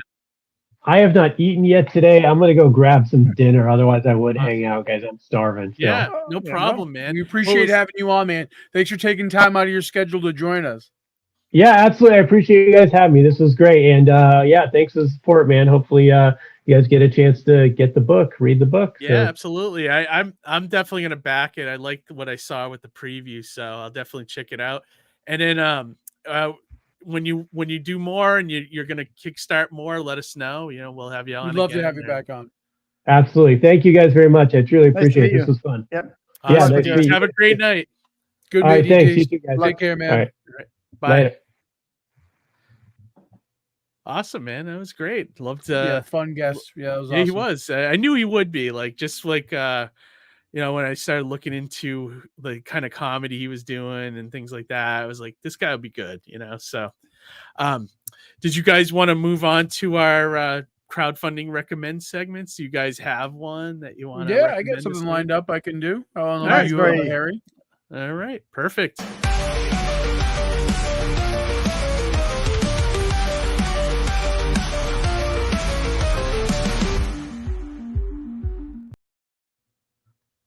All right. That song kind of reminds me of Only Murders in the Building, kind of. I like that show. I've only seen the first season. I love it. The second season's a lot better. I think it was in Paul Rudd in the second season. Yeah, I totally meant to start watching season 2, and then before I know it, now there's 4 seasons, and I'm like, I think I'm like, oh god, Eugene Levy's in the new one, I think. Oh, is he really? It's a great show. Like I don't know how they keep it going for 4 seasons, because but I guess I'll wait and see once I. Must be a huge apartment with like many murders. But I mean, it was very cinematic the first season too. Like I was like, oh, this is cool. This is like perfect for Steve Martin and Martin Short. Well, the third season, I think they have to get the actually go ahead and do their musical. Really? Oh, you gotta watch it. Yeah, no, I'll get caught up on that. I might try to get Amy to watch it with me. Oh, she'd love it. It's good. Because I watched that one on my own, but I'd totally be willing to watch season 1 again. It was that it was good. I enjoyed it. Two legends. I mean, yeah. I mean, and Martin Short doesn't get enough credit for being like probably the greatest, talk show guest. He's like amazing. Like that guy's like, even at his age, so much like, energy. Oh my god! At his age, yeah. And it's not often where shows nowadays have that kind of watchability. Like once you see like rewatchability, but seeing a second time. Oh yeah, yeah. So, but which one of you guys wants to go first? Like, do you guys? I'll go. Mine's pretty. I just discovered mine before the show began because the one that I had already saved for tonight was deleted. Not deleted, but maybe they got rid of it for some reason. I'm not sure why. But hold on. It's always like I keep forgetting to get it prepared here. 1 second here. Sure. I mean, I could go ahead and jump ahead. Oh, go ahead. Yeah, I'll get mine. If you want, yeah, just to keep things moving. All right, yeah. So I actually have two shout-outs I want to give. So I'm going to do the first one real quick while we're going to share the screen here. That's where I was. And the first one is our good pal, George O'Connor. He's got the next issue of Vampires on Mars. Oh, nice. Really? Yeah, I've seen George quite a bit at Comic-Cons these last few months, which is cool. Like, because I don't see him. That's the only time I usually see him is at Comic-Cons. I saw him at Retro, and I saw him at Terrificon. So yeah, he was telling me about this one, Vampires on Mars. So he just launched it, huh? This is the second issue now, and it's a real fun story. It's lettered by Justin Birch, who a lot of people are familiar with. Yep. It's a real fun and funny story. I think it might be probably more comedic than any of the other things that George has written, but I've only read a handful of things. So it's just the book's already complete. This is the art style for you, so you kind of have an idea. And it is, it's a little cheeky at times, as you can see, which is really cool. I mean, I like that. I like that aspect of it. But basically, it's about a story of a vampire trying to make her way to Mars, and it's just kind of her evolution. And it's real fun. It's just a fun story. And one of the other things he did with this book, and I think it's in issue 1, and it's and here's the alternate cover. I mean, that's beautiful right there. Look at that. I love that. That's just amazing. Has he hit his goal yet? I don't think so. No, he's just short, like just over the halfway point there. Okay. How long has he got left? He's got a little bit more to go. It's 18 days to go. I'm sure he could probably hit that, but we want him to have a pretty big boost. And other little fun thing he has in this book, and I don't know if he's included. Yeah, it's right here actually. So he actually consulted with Phil Plait, who's an astronomer, for like just the logistics of how the universe works and just how logistically a vampire would work on Mars. So that being said, it's really cool. In the back of every issue so far, he's had like a little like interview that he's broken up and putting into the back of it. So real cool thing. Loved seeing that. George is a great friend of the show. Real awesome creator, awesome friend. Always pops by the booth whenever I'm at a convention. So love seeing George. Absolutely. And then the other book that I wanted to share is another friend of the show. They just and you might know who this is. They just launched their campaign. It is The Gallows Man. He's coming on. While we're talking about it, let me look. I was gonna say Dismay Comics. Gallows Man is a very funny satire kind of book. It's fun. Like he's described it before. And you said he's gonna be on the show soon, but some fun superhero stuff. Yeah, next week actually. So you know what it is? It reminds me of The Tick. in that regard. That style of humor, that style of book. So it's a real fun story. You can see there's Brandon right there. Helen, the artist, cover artist. Real cool stuff. And it's 1 through 3, so you can get like the full pack right here in this campaign. And he's already surpassed his goal, but there's plenty of time to go. So I highly recommend Back in the Gallows Man, 1 through 3 on Kickstarter right now. And Kill Stan as well. Our guest tonight, Deece Williams. Awesome book. Highly recommend backing that. Yeah, absolutely. Are you ready to go, Harry? Yeah, mine's apparently very, very basic now that I'm looking at it because there's no info. I'll wait for you to pop it up. I see on the screen backstage. It's just showing us. Is it on there? Wait. Go ahead. Pop up the crowdfunding. I don't want to see the Twilight Zone corridor. No, but we off again. What am I not doing correctly? Let's see here. Probably have to just maximize it if you have it. I mean, your screen's already shared. You just have to pop up the actual campaign. I see. All right, here we go. There we go. Here it to the thing. It's very basic. It hasn't even started to it's a preview of what's coming out soon. It's like a pre-launch. Right, pre-launch, exactly. And I love this concept. Paul Bunyan versus Dracula. That's what caught my eyes too, because I want to know what happens. I want to see who wins. Yeah, and Paul Bunyan must have the edge. He's tall, right? Like, so Dracula would be the underdog in this fight, right? I don't know how long. It's David and Goliath, but who's the protagonist here? Yeah, right. Huh. I like that. This is an intriguing book. How do you beat the undead? I mean, with an axe. Yeah, that's true. Yeah, where's Babe the Blue Ox? Unless the axe was made of silver, isn't that what could kill him? Or is that werewolves? No. I'm thinking of werewolves. Should we play the? It's probably too. I don't know how long it is. I don't trust those. Unless I preview them ahead of time. Yeah, he's already shirtless. He's already shirtless. It could be 4 minutes of the creator just rambling about it. Yeah. So anyway, keep your eye out for this one. Should be nice. This is a match that I does can't it wait say to find out. When it's gonna launch? Probably not, huh? Let's see. No, it doesn't look like it. Sign up to get a limited edition trading card with order. That's always good. Yeah, that is good. That's a good way to good. That's intriguing. That's an intriguing fight that I never thought I'd ever see. Yeah, no, can't wait. It's gonna be the main event of some big epic fight, big event.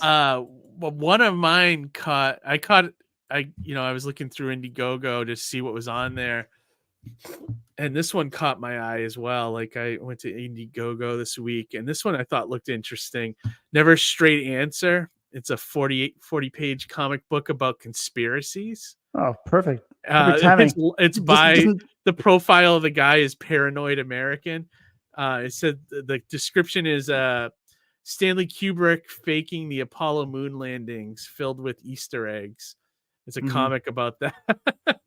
So it sounds kind of cool. It has a nice look with the with the the redacted kind of typeface here, and the artwork looks cool though. Like, I love this one that looks like a nod to Clockwork Orange and some of the other Kubrick stuff. And that's fun that they're leaning into the full Kubrick thing. You know what I mean? Yeah. Yep. And but the whole package looked good to me. The artwork, the writing, and the idea. So I was just looking through it. I was like, yeah, this one looks great. Very colorful. Yeah. Looks cool. Never heard of the creator, or I'm not aware of him. But it just looks like a lot of good perks too, like a lot of good extra stuff. But yeah, no, this one looks interesting. Like, and that's what I always look for, something that looks interesting, something that I would maybe back, so right, something that's kind of like right up your alley. I like this cover right here, or this image. It's really cool with the film. The artwork reminds me of like Chew. You ever see that comic Chew? Yeah, yeah, yeah. I know what you're talking Kind of about. reminds me of that, like a little bit on that along those lines. I forget the name of that artist, but it's like very like it's cartoony, but like it's like cartoony, realistic kind of. Mhm. Right, right, right. But yeah, no, it looks good, man. Oh, this guy could be a stand-up comedy too. Like Oh, there you go. yeah, interesting. That is interesting. We're starting to see a parallel of that. Yeah, we're starting to see comedians invade our space, Johnny. I was seeing like a pattern emerging. Yeah, for real. But I mean, like when I was doing comedy though, like it was always the writing, not actually being like a performer. Right, So right. like I could see like a comedian guy trying to do the same thing, maybe, so I don't know. But let's move on to our final piece tonight, and then we'll wrap up the show. So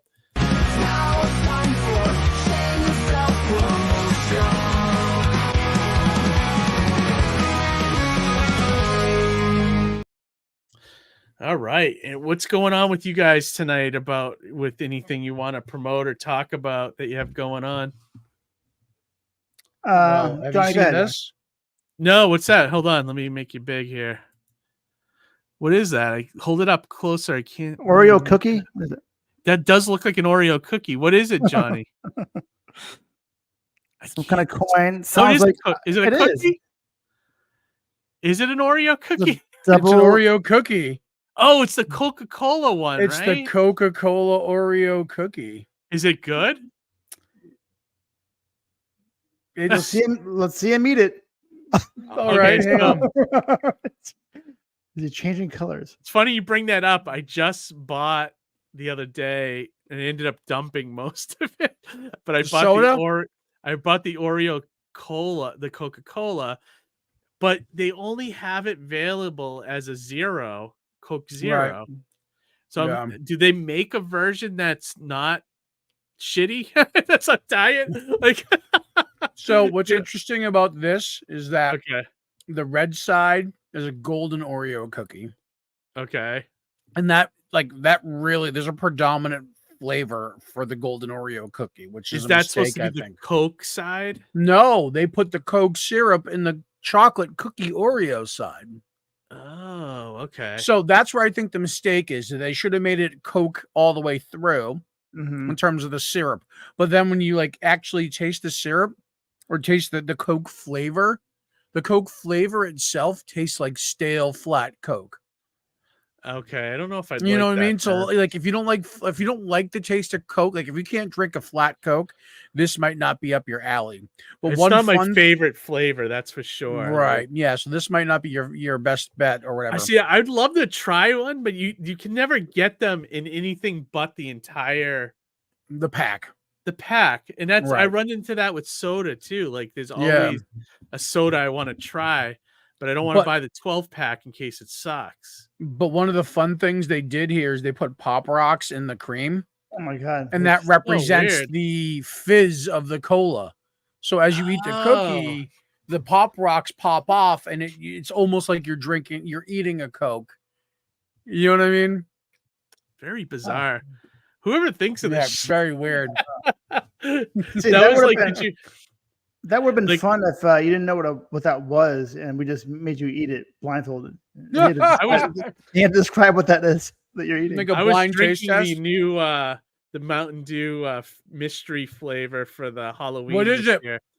What's the flavor? Every do you year know? it just tastes like to me like sweet tarts, and like and same with this year. I can't tell what it is, but I think it's sweet tarts.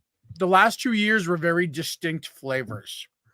One was like Sour Patch Kids. One year the it year felt like it before was candy cane or candy corn. Candy corn. It was.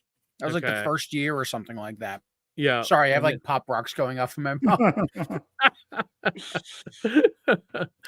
And yeah, so I mean, I don't know. I don't like if you don't like Coke. Like if you like Coke and you don't mind the flat flavor of Coke, then these cookies are for you.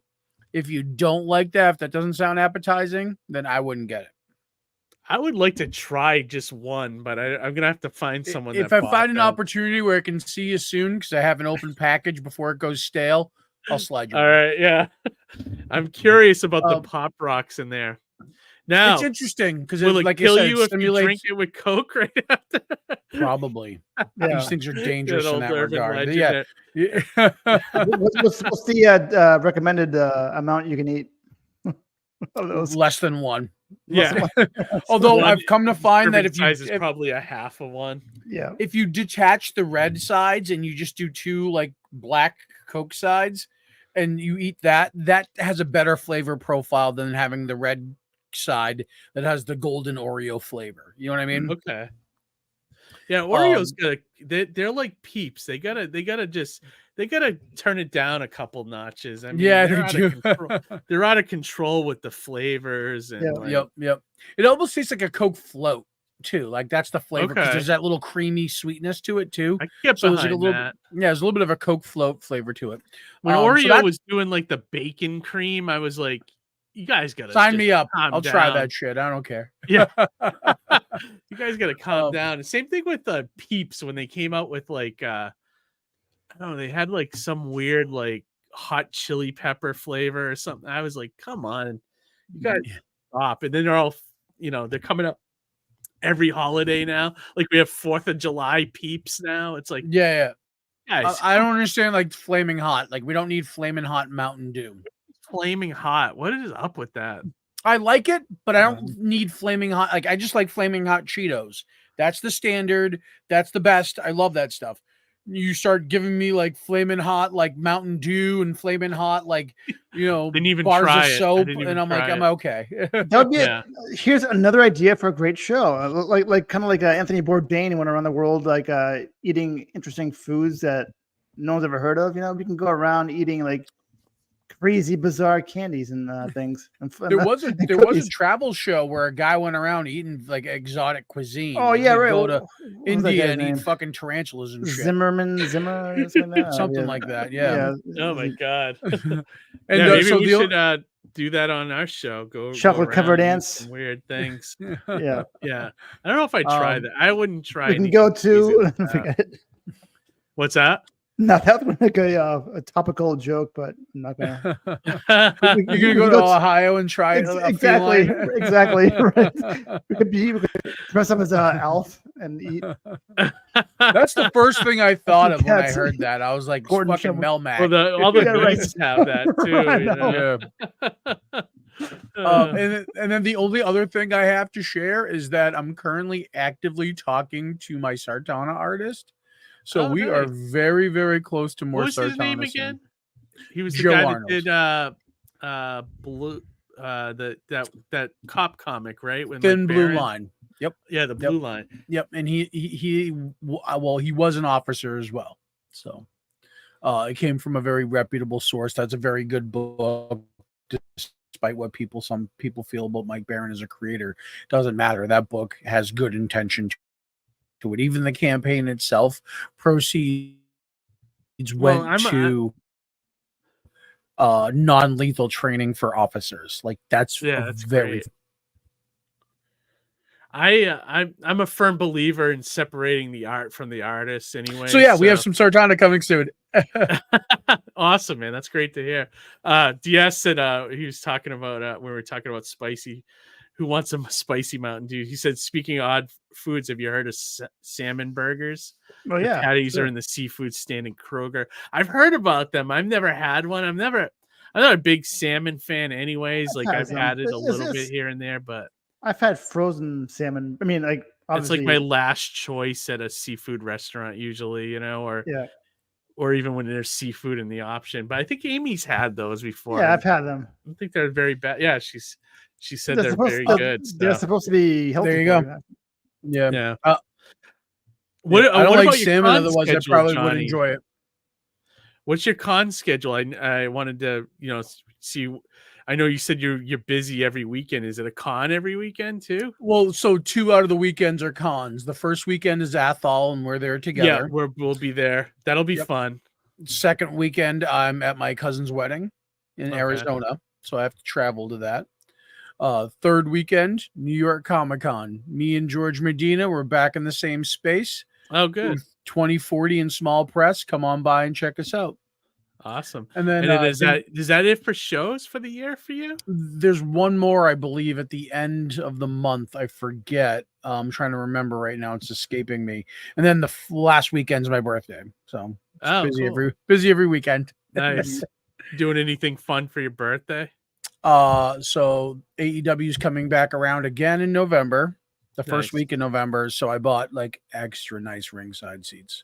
Nice. Yeah. And the one that you're going Saturday. You know what? I'm still trying to catch up to where you are. Yeah, I know you're probably current. I'm live. I'm current. Yeah.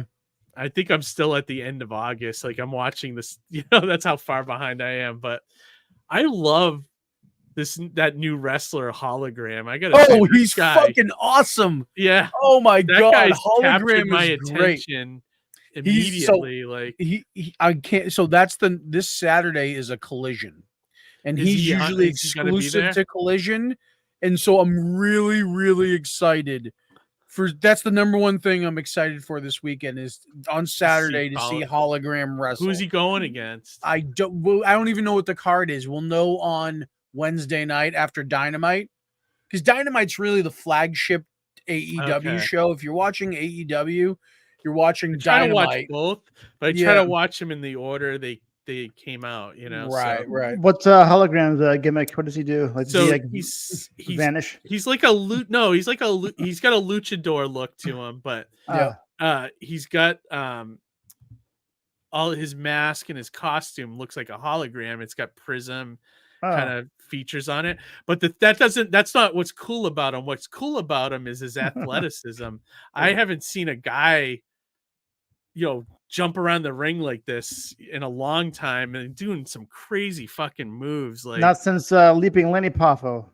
Right? God bless him. I mean, this guy. I mean, Johnny, who is Leaping Lenny to shame? Oh, does he? Oh, jeez.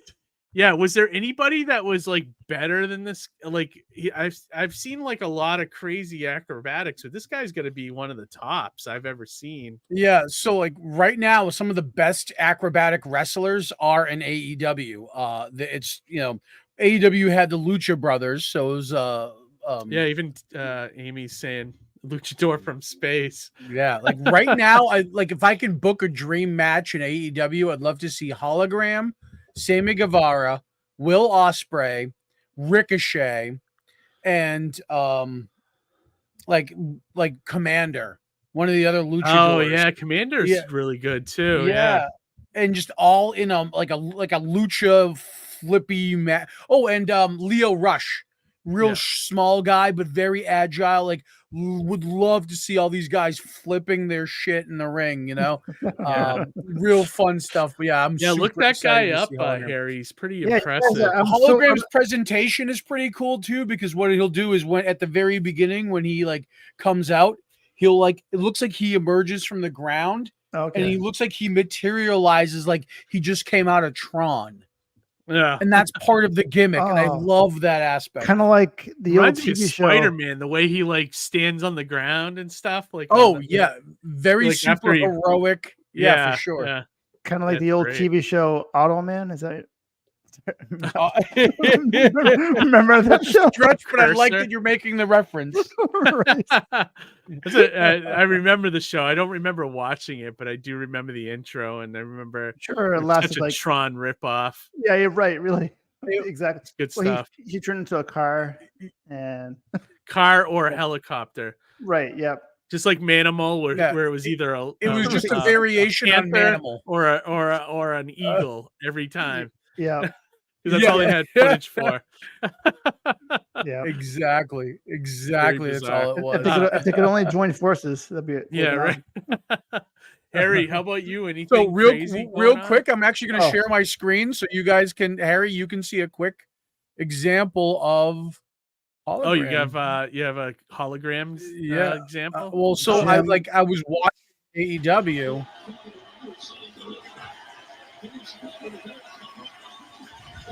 Yeah, this guy is awesome. Look at this. Look at that. It's not very ripped though. No, but look at him move. Like, look, I love it. Yeah, one more time. This guy Look at should that. be a See, just superhero. so fluid, amazing, and great presentation. Like, Yeah. so Really good awesome. stuff. Love it. Like, talk about live action superheroes. Like, so cool. Yeah, really good stuff. Harry, you got anything that you want to promote this week? Well, I went ahead and did that commercial. I don't know if like I said last week. On Wednesday. You were doing some extra work like Amy, right? Yep. Yeah, that's awesome. I almost passed out, because we went to this. We met at the in Framingham at the American Legion or Elks. No, it was an Elks Club. Anyway, Okay. it was like 20 guys that showed up, roughly my age, roughly my shape and conditioning. And now, what's the commercial for? It's a Boston Celtics / Amica commercial, Amica Bank commercial. And, okay. So I mean, I don't know. I kind of like, guess what was. I kind of saw what was happening because like we're all kind of like the same shape and like age and whatever. Then they had these two guys, that looked like basketball players. Like they were ripped and like muscular, and they called them the heroes. You know what I mean? Like, wait a minute. So we all got into like 20 of us guys, and we were put in groups of 5, and then we got makeuped and wardrobed and everything, and we went to took a shuttle to the Framingham High School gym. At the basketball court, and they had a camera set up and everything else. So like, all right, guys, just get on the let's get 2 teams out here and then play basketball. So for the first 20 minutes, I haven't played. I have played, but I haven't played in years at this level. So I'm like running around, I'm like passing the ball, like I'm like already sweating, and then like the assistant director comes out. I was like, all right, Harry, why don't you take a break? Why don't you sit down? How about you sit down too? So we had like people switch. Maybe a new team came on and played for a while, and then the team, the guy that I replaced me, came out after a few minutes. Like, all right, I can't anymore. Like, you go back in for me. I'm like, oh, all right, whatever.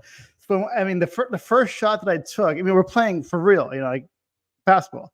And the first shot I missed by like 2 feet, like my first 20-foot shot. I'm like, oh my god! I hope that's in the final cut. Well, that would be funny because I think I was like talking to myself. I'm like, oh my god, I can't believe I missed that. Like so.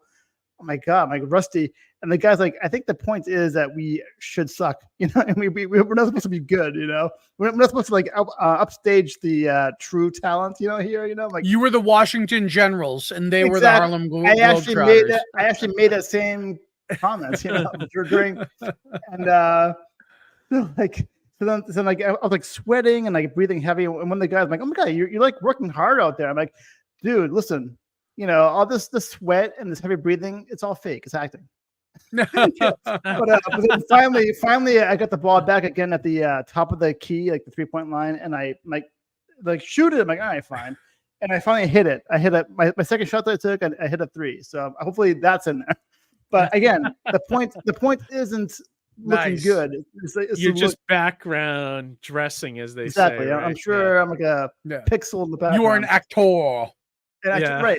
So then finally, out of the 20 guys, I was one of the 8 schmoes they picked to be in the thing, So like everyone that's on this floor right now, you're the teams. I'm like, sweet, like so I'm hoping because I played before, I kind of knew how to box out and guard, and I knew how to like where to be, So I think that's probably why I could, they allowed me to be in the floor, So were you was that an all-day thing, or was you? It was supposed to be for 8 hours. It was like 5 hours of okay altogether, and it was kind of funny because I kept cracking jokes the whole time. Like the one African American guy that looked like he was like an actual player. He's like 6 foot something, 3, 4, whatever, and he's like ripped, and he's like dribbling the ball. I'm like, all right, I got this guy.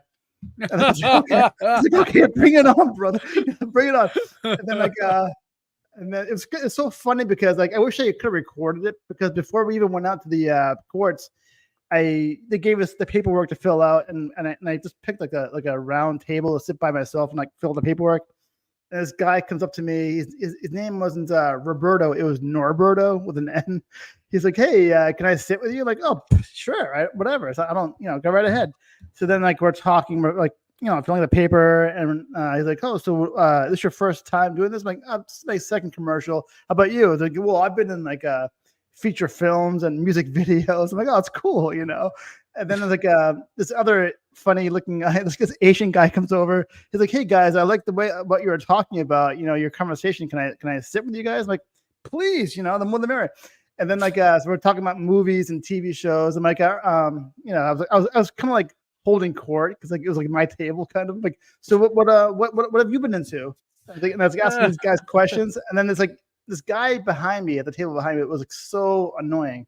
He was like saying, well, this is my first commercial. I've only done blockbuster films, I'm like, oh, excuse me, the guys that he was sitting with weren't having it, like they didn't care.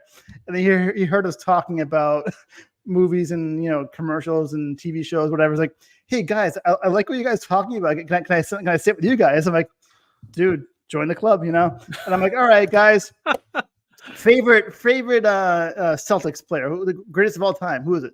And the guy's like, oh, Larry Bird or Pierce. I'm like, and this guy's like, well, obviously Bill Russell. I'm like, well, yeah, if you go by numbers, but like the guy's like ancient. I mean, he won 11 championships, sure, but the guy was so full of himself. It was so funny. I wish There's always one though. There's always one like that. Like Amy told me a few stories about her set experiences, and I'm like, oh my god. Yeah, I wish I would. Some of these people are like delusional, like they think they're the stars, Yeah, this guy was the star of his world, whatever. It's like get in the background with everybody else,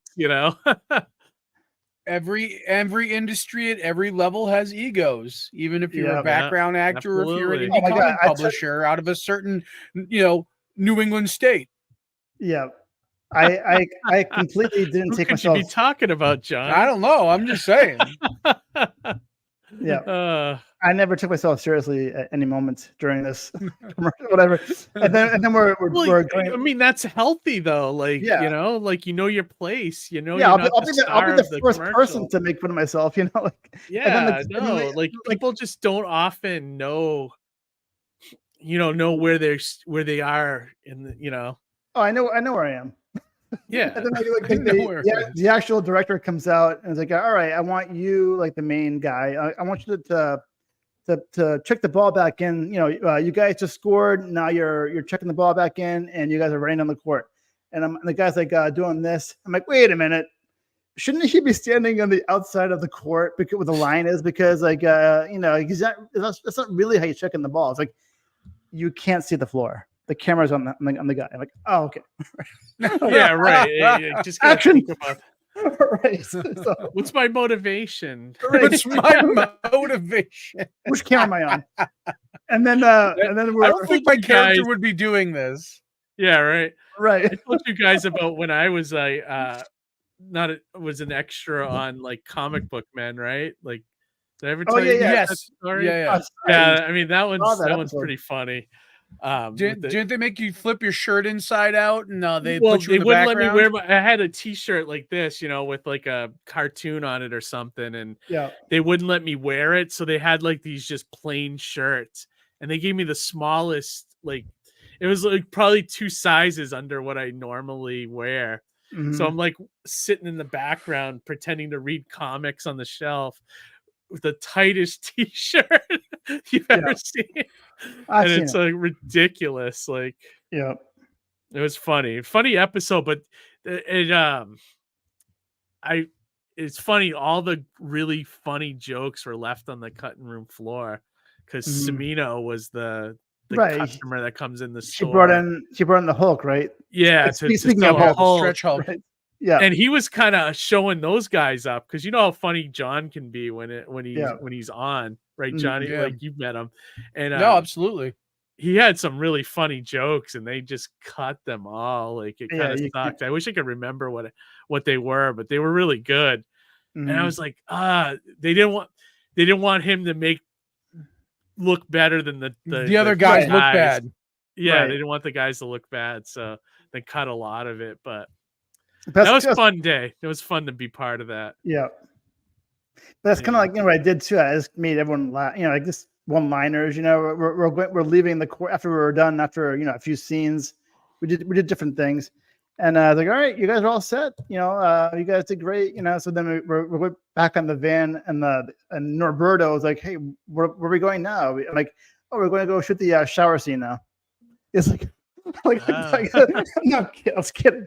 I hope not. Like, what kind of commercial is this? Like, oh no, it's just what I heard, But it was a fun day, That's funny. That's awesome. Yeah. I don't rub really his hands like, word, let's do yeah, this. I don't really have much to promote other than like the campaign, so I could show that off real quick. But yeah, basically, let's do it. I'm almost done putting it together. Like it's I almost have the entire campaign put together. I'm still waiting for. We wrote a script for the video, so Amy's putting the video together. That's come along pretty good, and cool. And then I just need really nice pictures of the figures, which I should have hopefully in the next week or two. And I got to get all the packaging together and all that stuff. But I have most of the perks already set up. So it should be ready to go as soon as I have a couple more pictures. And did I tell you guys I got 2 variant covers? One is going to be by my friend Gazbot, which I think you met, Johnny, at San Diego. Yes, I did meet Gaz at Special Edition. Yeah, Gaz is awesome. Yep. And yep. I asked him if he could do a cover, and he was right on it. So, and then my buddy Scott McFarlane and Ken that were on last week at Angry Dad Comics will be doing the second variant cover for me. And that's cool. So only 2 variant covers are being offered? 2, yeah. And I'm gonna do like the A, B, and C cover, and that's it. Yeah, and, I think sometimes there's like 7 variant covers, and it's like over too much. It's too much. Yeah, I just want to do a couple, and I want to do limited runs of Is that way I can make a perk, where you can get all the covers and or buy them separately, whichever ones you like. And then I'm keeping it pretty simple this time. I'm just gonna do the trades finally will be part of the the campaign for the first time. So I have the first and second trade paperbacks. And then I have the toys and the new issue. And then all the toys is so covers. exciting though. Like that's my favorite part of this. I can't wait to get so a complete what set do you of think toys. of this, Johnny? So there's sort of I want to make a better pictures of these, but this is what the packaging looks like and everything. There'll probably be some stickers on the front too that say like Series 1 and I love that. It reminds me of the very first generation of Spawn figures that came out. When McFarlane exactly. That's what I was looking were at. Still Todd toys. Yep. That's what I was looking at, which was really cool. The other thing I'm excited about is the backup stories too. We got, DC Miller doing one, which he has that Hanna-Barbera style I love. And then Tanner Ogle, who's been on the show a while ago. And I think he's coming back on with his brother in a couple weeks. He's going to do one. Cool. I contacted him this week to see, I know he hasn't started the story, which is fine. We're probably not going to print it until the spring anyways. But I asked him if he could at least draw a sketch so that I could put something on the campaign showing his artwork. If not, I'll probably use one of his comic covers to kind of show, what his artwork looks like. But I think he could do something really cool, And also, what do you think of this? This is what I was going to do for the main campaign, like the featured one. Yeah. Would be you get the issue, you get the comic, and you get all 4 sets of the figures. And if you do the featured perk, get all that, you get the glow in the dark Mondo the Martian as part of that perk. And that's the only one that has it. Yes. And we just do it at like $100. I love that idea. Okay. Yeah, that's what I was thinking too. Yep. Take my money right now. Take my money, Keith. I love that idea. Thanks, man. Yeah, I think so. I'm just trying to do it very simple. And one thing I found that was really easy this time is I kept a lot of the pictures from previous campaigns. So I was able to slap these perks together like so quick. Like there's and I don't know if Kickstarter has this, but Indiegogo, when you're creating the perks, has this option where you can duplicate a perk. So like there is something like that. Something like that on Kickstarter, it makes life so much easier. Yep. Especially with the breakfast brawlers, because I was like just duplicated all all 4 of them, and it was like boom, boom, boom, and then I have everything there. Just change a word or two, and you have it. Right. So that becomes super easy. Oh my god, so easy! And then I created all the add-ons this past week, so it's pretty much ready to go. I just got to get a couple more pictures in the video, and then it's good. And we're ready to start. Nice. Yeah. So I'm looking at possibly doing an extra show in October. I'm thinking of either launching it on the 14th of October or the 28th. I'm thinking maybe the 14th might be better, because 28th is around Halloween, and that might be a little hectic. I always think mid-month is the best. Okay. Right? Like I think 14th mid-month is might always be the best date to launch it then. Yeah, because you're also it's the start of the campaign is at a period where people are, the campaign will run for a long time anyway, but and you'll end it whenever, so it's different. I'm thinking on 30-day Kickstarter standards, so maybe that doesn't apply, but I have a $2,000 goal, so I got to hit that at least within the 30 days before I can so keep it open.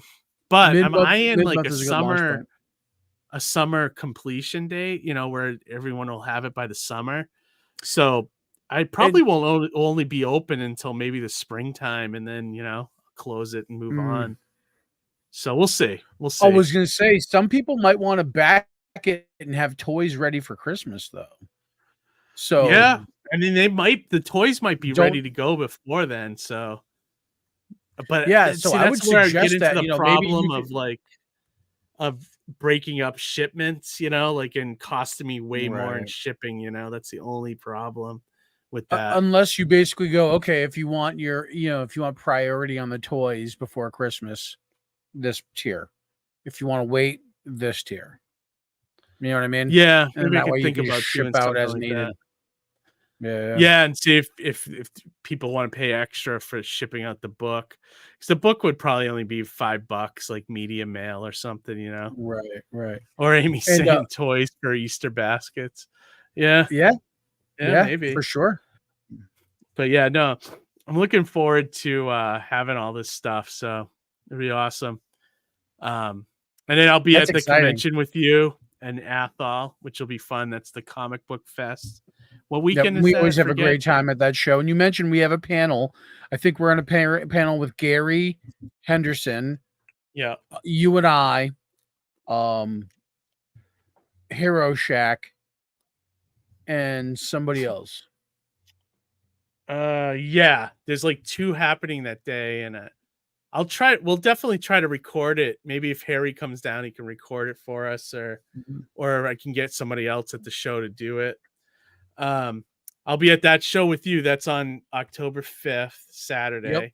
Yep. From like I think 10 to 4 or something like that. They have a very short day, free to the public, which is nice. And that's great too about a show like that, where it's like it's a one-day show, free to the public. So lots of people show up.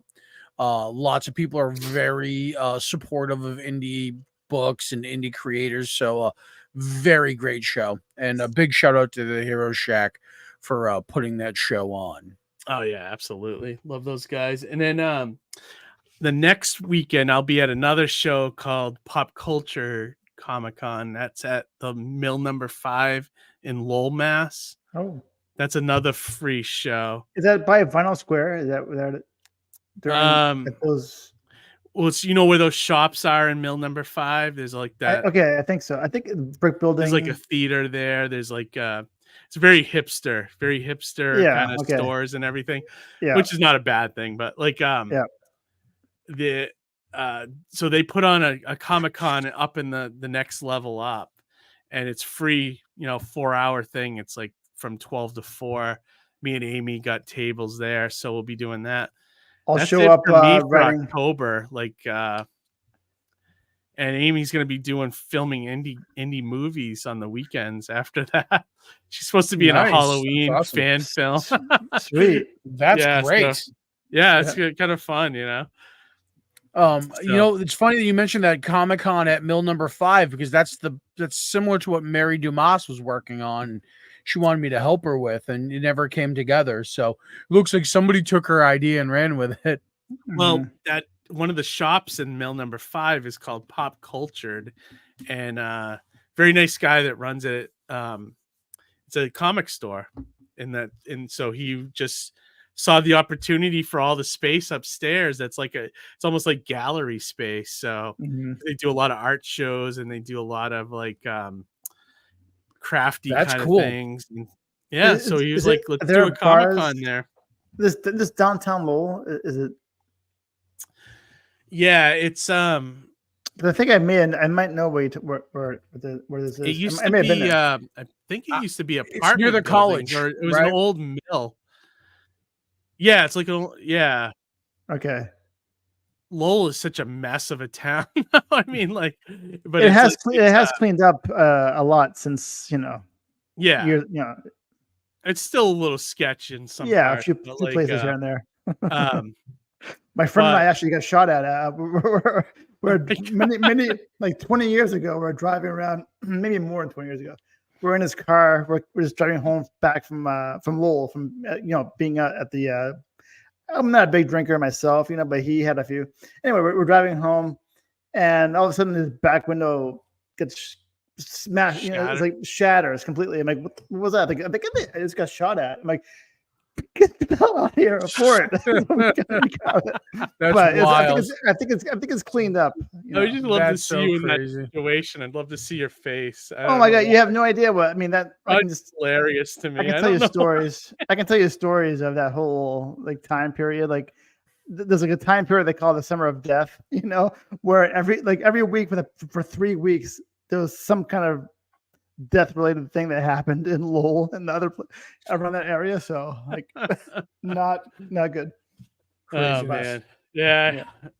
Lowell's definitely a little. It can wild. be sketchy. Yeah, super sketchy. Lawlessness. Yep. Although Egg Roll Cafe, not far from where that mill is, awesome food. Egg Roll Cafe. Is it?